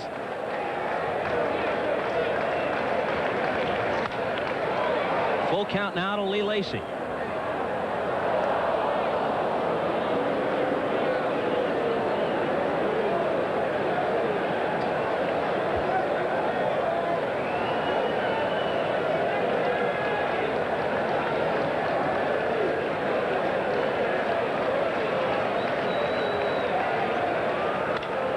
Reached for it, grounds it to Randolph. Nice play, and from the outfield grass, he throws him out. Willie has had a good day defensively today, turning in a couple of fine plays. It's a 1-2-3-7, and it's still a 3-2 New York lead.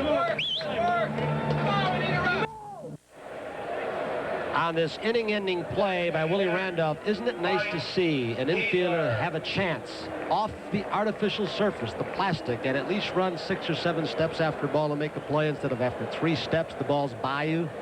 Boy, does that help the pitching staff. Easler. You know, it's kind of a mixed bag for traditionalists in the American League. You might not like the DH, but something that's seldom mentioned, there are more natural surface fields in the American League than the National, and more old ballparks.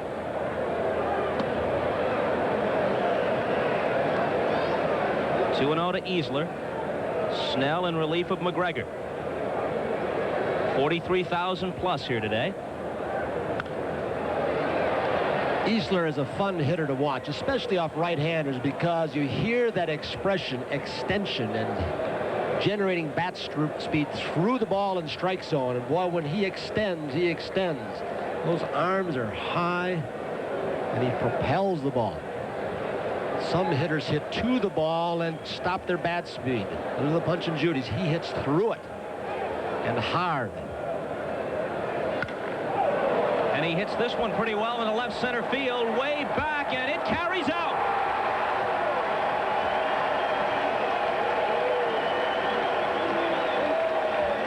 That's that opposite field, left center kind of power you were talking about. At Fenway, it's a double. Here, it's gone. And that's the part of the ballpark that hitting instructor Terry Crowley said you couldn't hit one out of there with a cannon before they put the scoreboards up in left and right center field. Haven't been there that long.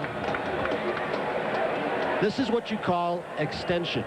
Watch the high follow-through. A little page out of the book of the late Charlie Lau. Remember, he played for Boston. Walt Riniak is there as the hitting coach, the foremost disciple of Charlie Lau. Not very many people have that kind of power to the opposite field. The preacher does. Hanso Pulido, screwball pitcher. Here comes Earl. He wants to turn Weiniger around and then Pagliarulo. Bring in a left-hander. Looks like Tippy Martinez. In the American League, only the Twins have hit more home runs than the Yankees. And all the Yankee runs today on homers, 3 of them.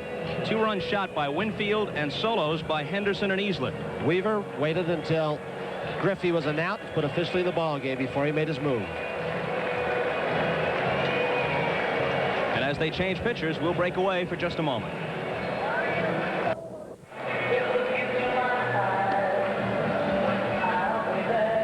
Tippy Martinez brings that stratospheric ERA into the game. Obviously, he's seen limited duty. Had to go to Rochester, as you mentioned earlier, Tony, on a rehab program. The blurred vision problem, dizziness.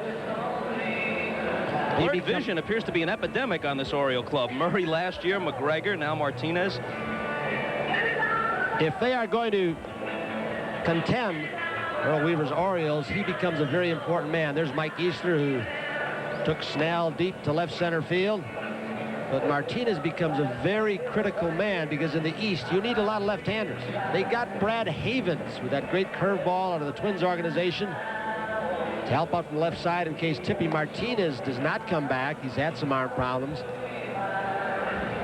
But when you get in that East and see all those teams like Detroit with their left-handed power, you get in the Yankee Stadium, you get against Toronto.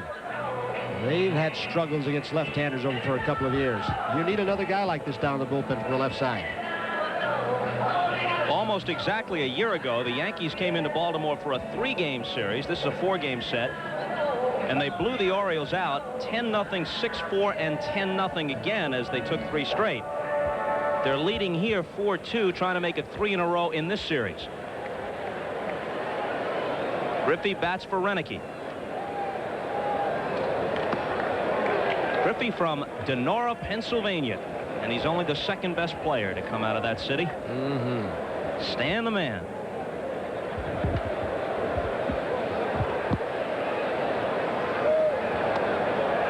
They check down at third base, and umpire Cooney says no, it didn't go around. Is that Johnny Lujak's hometown also? Good quarterback for Notre Dame and the Bears. Don't know for sure. A lot of great football players, especially from Pennsylvania. How about Seems Namath? to be a quarterback, a really fertile area for quarterbacks. Namath, Marino, Jim Kelly, I think, Joe Montana.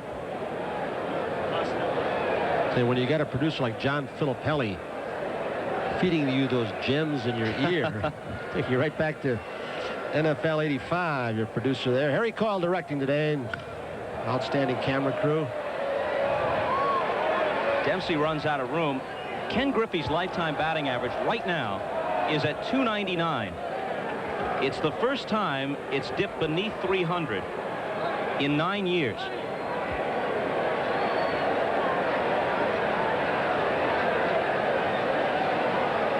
The 2 catchers I love to see catch most, one is in this ballgame, Rick Dempsey, because of his aggressiveness. I'm not saying he's the best catcher, and Tony Pena. They challenge foul balls. They challenge bunts. Dempsey's already been out. Eddie Murray's position to take a pop-up away from him, or tried to. That's his best pitch. That great curveball he's had will freeze left-handed hitters. It's a paralyzer. Let's go now to New York for this update. Tony, here's how it ended a few moments ago at Fenway. Rich Gedman representing the tying run at the plate. And watch Rob Deere make a spectacular running catch, and Milwaukee beats Boston 2-0. So if the Yankees can hang on, they can make up some ground today.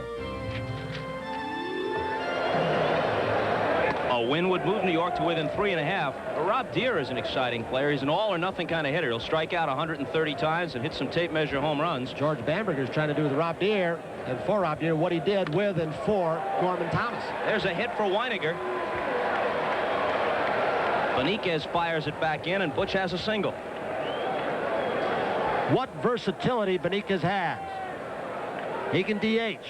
He can play any of 3 infield positions. In fact, 4. He can play first base, too. He's played left. Here comes Ken Rowe out again.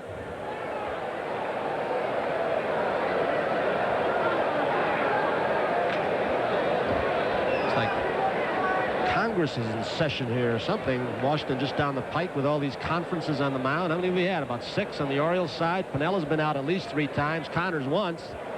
You wonder why games are slower? Here's one of the reasons. More trips out to the mound, more throws to first base, more switching of signs because of satellite dishes where people like Bobby Valentine and Joe Ferguson with the Texas Rangers are taping all the games they can and trying to steal signs from the catchers. A few minutes here, a few minutes there.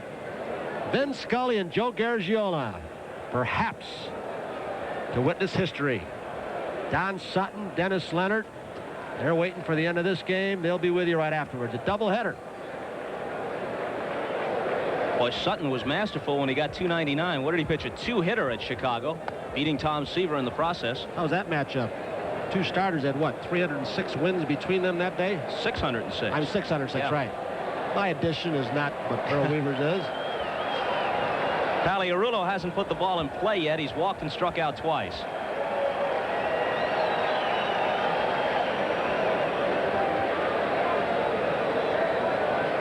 We're in the top of the 8th. Weiniger at first with 1 out. A ball and a strike to Pagliarulo.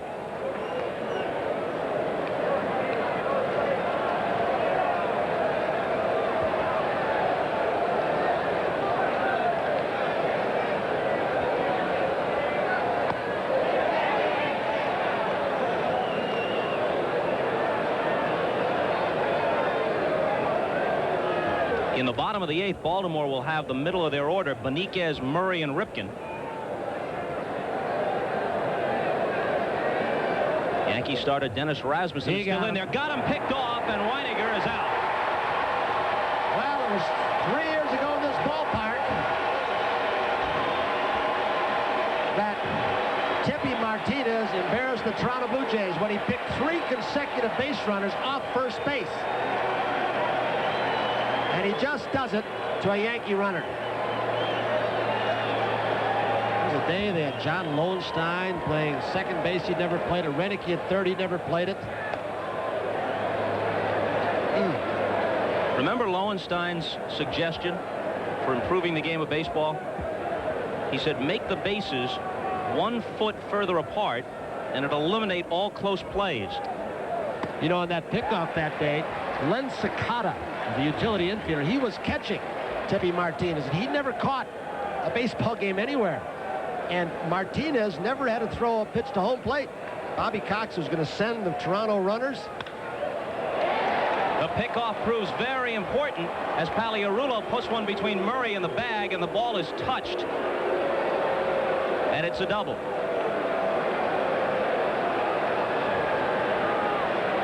Murray wanted a judgment call from the first base umpire, Steve Palermo, saying, hey, look, I don't think he could have made it. And apparently they ruled it bounced in before it was touched by a fan.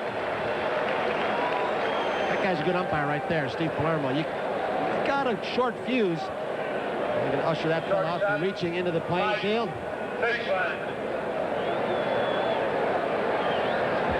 Eddie Murray has exceptional quickness for as big as he is. I noticed how you let that Lowenstein insight slide by. A couple of things happened here that John does very cleverly. Some of the television locally, down with Rex Barney. I don't know if Larry King still works for them or not. He used to. Jim Palmer does a few games here. Brooks Robinson, Chuck Thompson. They got almost as big a crew as the Yankees. Phil Rizzuto was telling me before the game, he said, we got so many. He said, I got spiked the other day. Guys are running all over me trying to get the first inning in. 2-0 now to Fishland.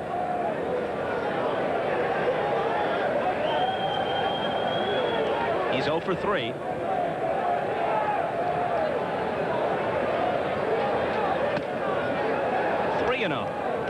Henderson is on deck.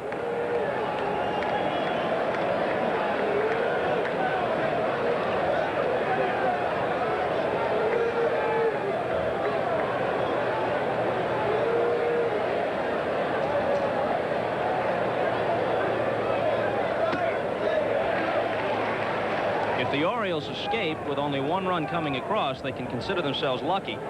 Easler homered. Griffey batted for Renicky and struck out. Weiniger's single was picked off first, then Paliarulo doubled. People say that the Yankees cannot win with Fishland short. He really was gotten to be a utility player to Spell, Randolph, Meacham.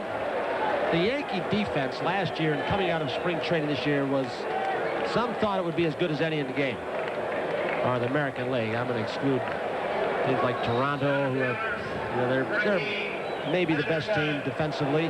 Cardinals when they're playing right, but they have not played defensively very well.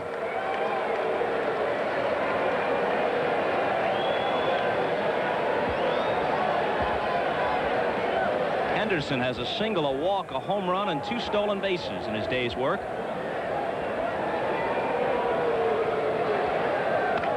Grounded foul. Perhaps with the big breaking curveball that Tippy Martinez throws, the strike zone comes into play more than any other time. Because that curveball that starts high, sometimes it's shoulder level. If the umpire calls it too soon, it looks too high. If he waits too long, like some do, and hits the glove, it's too low. You got the downer that Martinez has. And Earl Weaver's been so quiet, you just wonder if a pitch is close, if he isn't about ready to explode. He has been fairly docile today, hasn't he? Well, he averages being thrown out 6 times a year. He's way behind his pace. And a little tapper. It could be close at first. Rayford with the quick throw, and he got him. So the Yankees have a single, a double, a walk, and a home run in the inning, and manage but 1. They kid him about his body, but he's pretty agile, isn't he? What was it Don Sutton said? Rayford looks like he should be playing for the Homestead Grays. He does get the job done. Tomorrow's starter, Mike Boddicker, charting pitches in the Oriole dugout. Jim Palmer won the Cy Young Award 3 times in his sure-to-be Hall of Fame career, and toward the end of that career, as he got up near 40, his teammates began to call him Cy Old. They called Storm Davis Cy Clone because he so closely resembled Palmer, and they started to call Boddicker Cy Low because of the farm country around his hometown of Norway, Iowa. Griffey hit for Renicky, stays in the game in left field, and the Yankees bring Fisher out of the bullpen. Most of those quips come out of the mouth of Mike Flanagan. Show you what 1-run difference means. If it were 3-2, got the insurance run, you might have seen Righetti in here. You've got to get this guy on the beam. 2-run lead, you take a little more chance and not burn Righetti out. And he'll be working shortly, I would think. 1-1 to Benitez. He's 1 for 3. Began the day hitting .322. He hit over .300 each of the last 3 seasons for the Angels.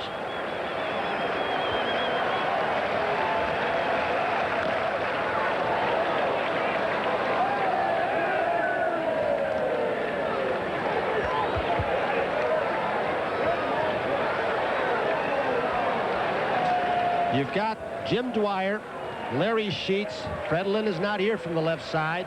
Tom O'Malley, a left-handed hitter. Only Rex Hudler from the right side, along with Wiggins, the switch hitter. Weiniger had just enough room. I'll tell you, and Steve Palermo was right there. If that fan had reached out, He would have called fan interference. He was right on the play. First baseman, Eddie Murray.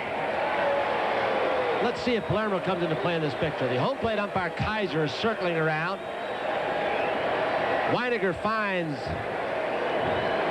the rail, and a very kind Oriole fan, although if he had reached out, Palermo would have called fan interference. You can be sure of it.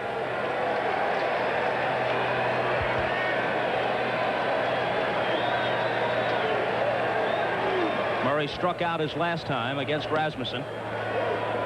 Singled his first 2 times. Bats lefty for the first time today.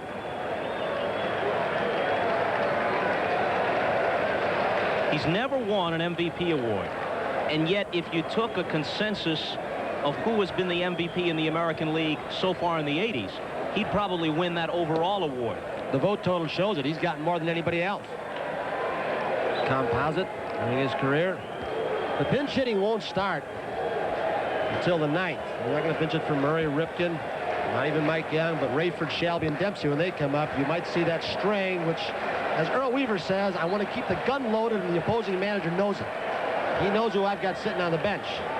Perhaps that's when Righetti comes in if Fisher gets in trouble, to keep the right-handers and get the matchups in Righetti's favor. Rayford, Shelby, and Dempsey.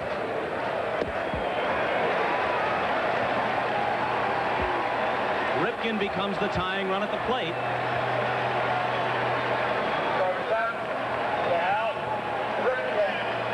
That has been a recurring problem for Brian Fisher. Pinella and Connors know it. Bases on balls.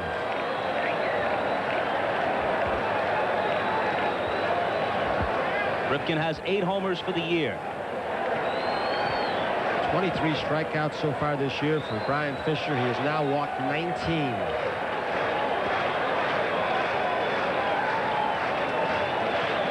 Good fastball, good slider when he's in a groove. Fastball for a strike. If Ripken hits it on the ground, you can double him. He hit into over 30 double plays a year ago. That's Bob Shirley. Saw Sparky Anderson up in Toronto a couple of days ago. The Yankees just left Detroit, and he said, well, I don't know what happened to Fisher, but he didn't throw the ball at all against our ball club. Looks so tense, like he's trying to overthrow and muscle the ball, and no freedom of movement.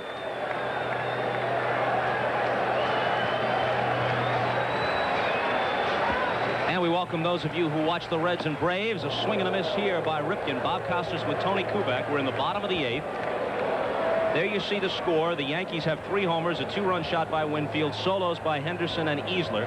It was tied at 2 until the 7th. Henderson hit one in that inning. Easler hit one in the top of the 8th. Eddie Murray just drew a 1-out walk.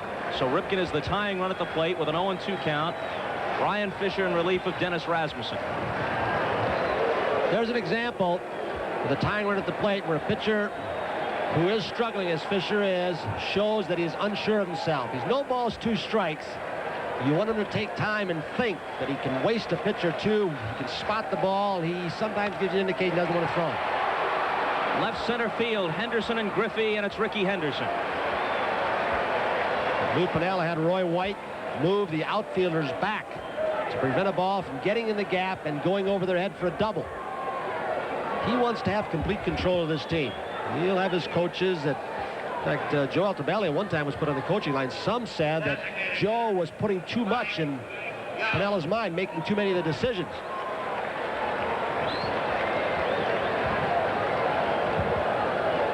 Young is capable of tying it with 1 swing. He's hit only 4 this year, but he had 28 in '85.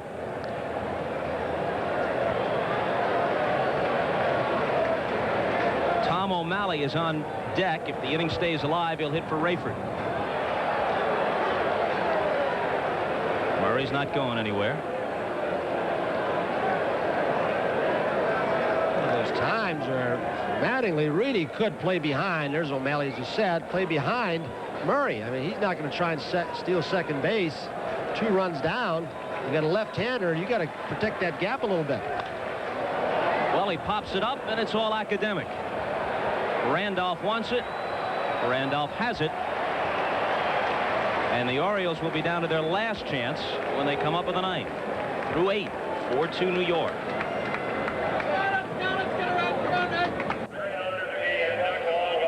So a few yucks are guaranteed at 4 Eastern time tomorrow on Sports World. We go to the ninth with the second half of our NBC doubleheader coming up next. Dennis Leonard and Don Sutton going for number 300.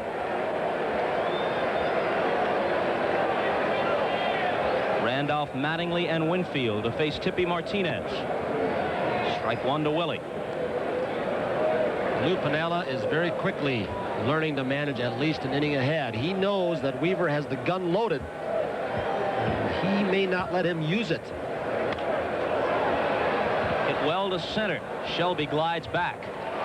And that's the first out. He is really a graceful, fleet-footed outfielder. He's a very, very smooth player, but he has never, prior to this season, hit as well as they would have expected. Well, I've heard scouts evaluate John Shelby, and they have said of him that on a scale of 8, which is the usual rating scale, that in almost every department, power, speed, throwing arm, average, you name it, he is more than average. He's a plus. When do you put it together, though? In New York, the viewers have heard this story, no doubt, but around the country they might not have. Mattingly hails from Evansville, Indiana, and there is another gentleman by the same name, an insurance man named Don Mattingly, who resides in the same town, says he's always getting phone calls, requests for interviews and autographs. People come up knocking at his door all times of the day and night. 2-1. And this other Don Mattingly, who's about 45 years old, happened to be in Tampa, Florida during the Continental Basketball Association All-Star Game and tossed in a shot from half court and won $1 million. It was the one time this Don Mattingly wanted to change places. Paid off over many, many years, you understand, in the form of bonds. That Yankee bullpen is up. And Rags, Dave Righetti has gotten up. That's what I meant when I said that Piniella is managing ahead. He has looked over his card and knows what spare hitters, with Rayford, Shelby, and Dempsey, he would rather have, I think, Righetti, a left-hander, even though he's worked a lot, keep those three in the lineup as opposed to the Dwyer's, an outstanding pinch hitter, and a Sheets who can take you deep. Softly through the middle, and Ripken can't get to it. You're not even supposed to get your back if you're a left-handed hitter on a curveball like that. Mattingly not only got a little part of the end of the bat on it. Look where that ball is. It's almost in the dirt on the outer edge. Your ordinary hitter from this planet waves at that ball. As opposed to a cleanup man from Krypton, I guess you're saying. Right fielder, Dave. Mattingly is now 2 for 5. Winfield has walked, flied out, and popped out since his first inning homer. Sutton is behind in the first, 1-0 against Dennis Leonard and the Royals. He'll be going out there as soon as this one ends.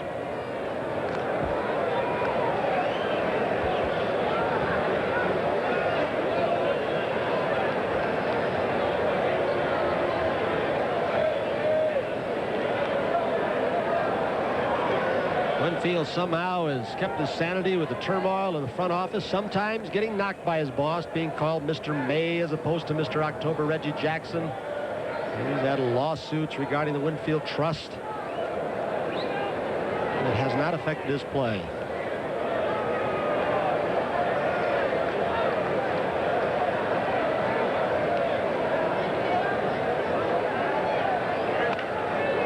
And that one is what a picked play. up by Bonilla with a force on the flip to Ripken.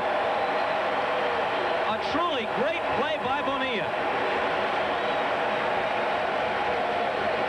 I don't know if the mound or Tippy Martinez slowed it just a tad, but he not only keeps it in the infield, he makes a great flip to Cal Jr. Cal is thinking double play. Juan Bonilla caused a lot lot of further problems for the Orioles. He didn't get a piece of it. This is just outstanding. They've seen some great plays. Winfield's great catch off Lacey. Benitez a dive in left center and a great throw on Winfield yesterday. And now this one. Intensity of postseason play right here. Easler homered his last time. Orioles have had trouble beating the Yankees in this ballpark. Yankees have won 9 of the last 10 here in Memorial Stadium.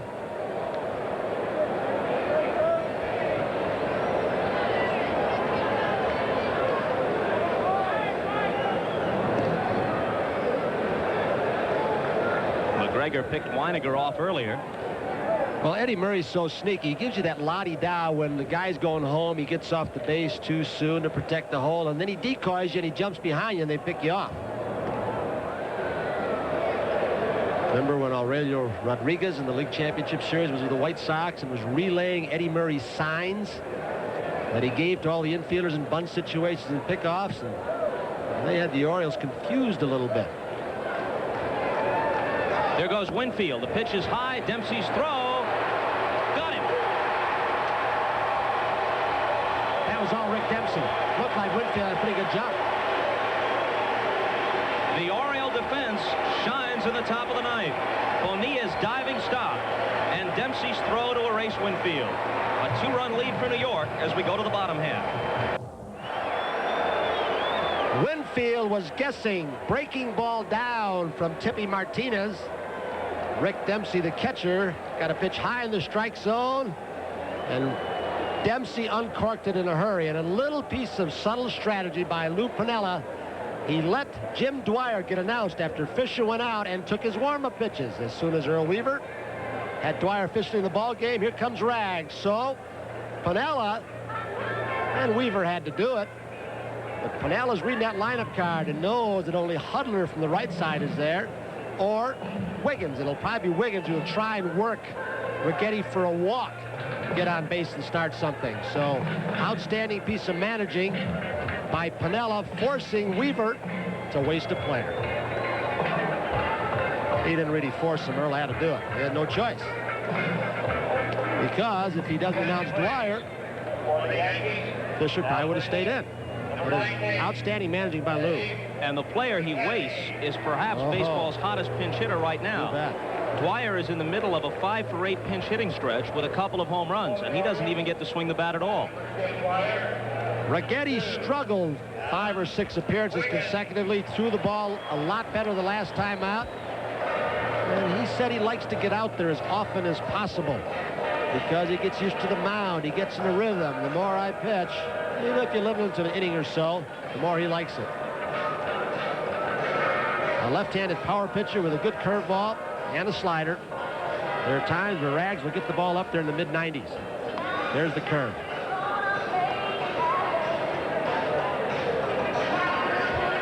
Here's a little bit where the 24-man roster comes into play, where you're playing one player short. Also, when you don't have Freddie Lynn, you're down then to 23 for starters.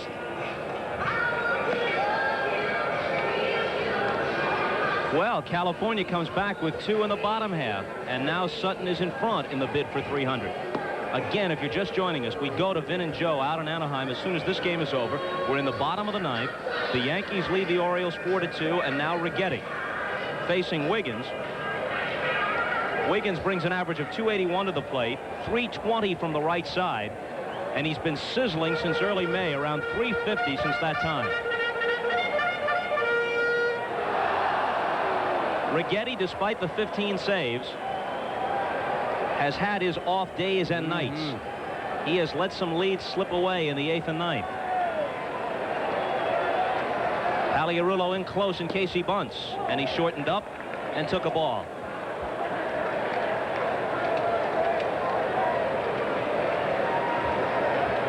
Shelby on deck, a switch hitter, then Dempsey, a right-handed batter. 2-0.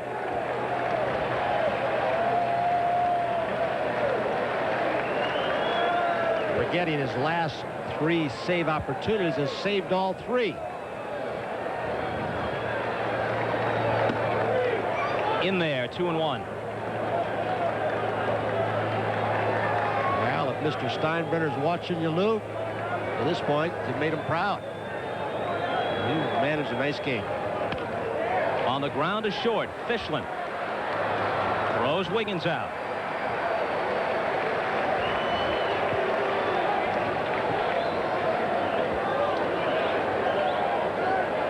Another one of Earl Weaver's projects, excuse me, Bob, aside from getting Wiggins more consistent at second base, which he's done, you wanted him to take more pitches and build up his on-base average and become what he feels could be an ideal leadoff hitter, switch hitter with speed.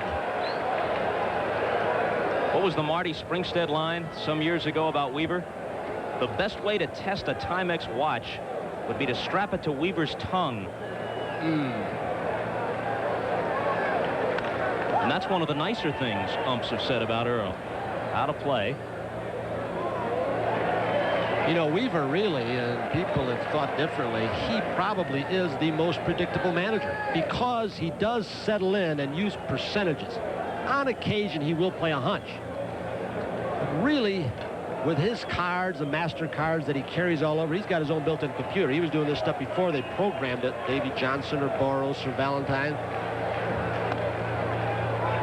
1-1 to Shelby. Like he was saying before the ball game, he said, how people are going to ask how I can start Juan Bonilla and lead him off when he's 1 for 9 off Dennis Rasmussen, so that they don't figure, whoops. In the air to left, Griffey back. It won't make the track, and the Yankees are an out away. Piniella on the verge of unloading Earl Weaver's gun. We've got to pick an MVP, barring an Oriole miracle. Who do you think? I think Ricky. Single, 2 stolen bases in the first, came on to score. Home run in the 7th. That Give them snapped the the lead. 2-all tie. So this week's NBC Miller Lite Player of the Game is Ricky Henderson. Miller Lite is happy to present a check for $1,000 in his name to the National Multiple Sclerosis Society. You play matchups in this game late in the ball game. You try and keep players in it. In this case, Piniella trying to keep those bottom 3 hitters against the left-hander Righetti. And he added that twist, waiting until Dwyer was announced. Which has always been Earl Weaver's secret with his veteran benches. Put players in positions where they feel comfortable and can produce, and they're very confident because the numbers are on their side over the long haul. 1-1 pitch. 2-1. The Red Sox have lost. Piniella could move to within 3.5 of the top, and the Red Sox come into Yankee Stadium Monday, Tuesday, and Wednesday for 3. Righetti's a strike away. Black band on the sleeves of the Yankees, their left sleeve for the late Roger Maris, of course, and the late all-time Yankee, Big Pete Sheehy. Clubhouse man.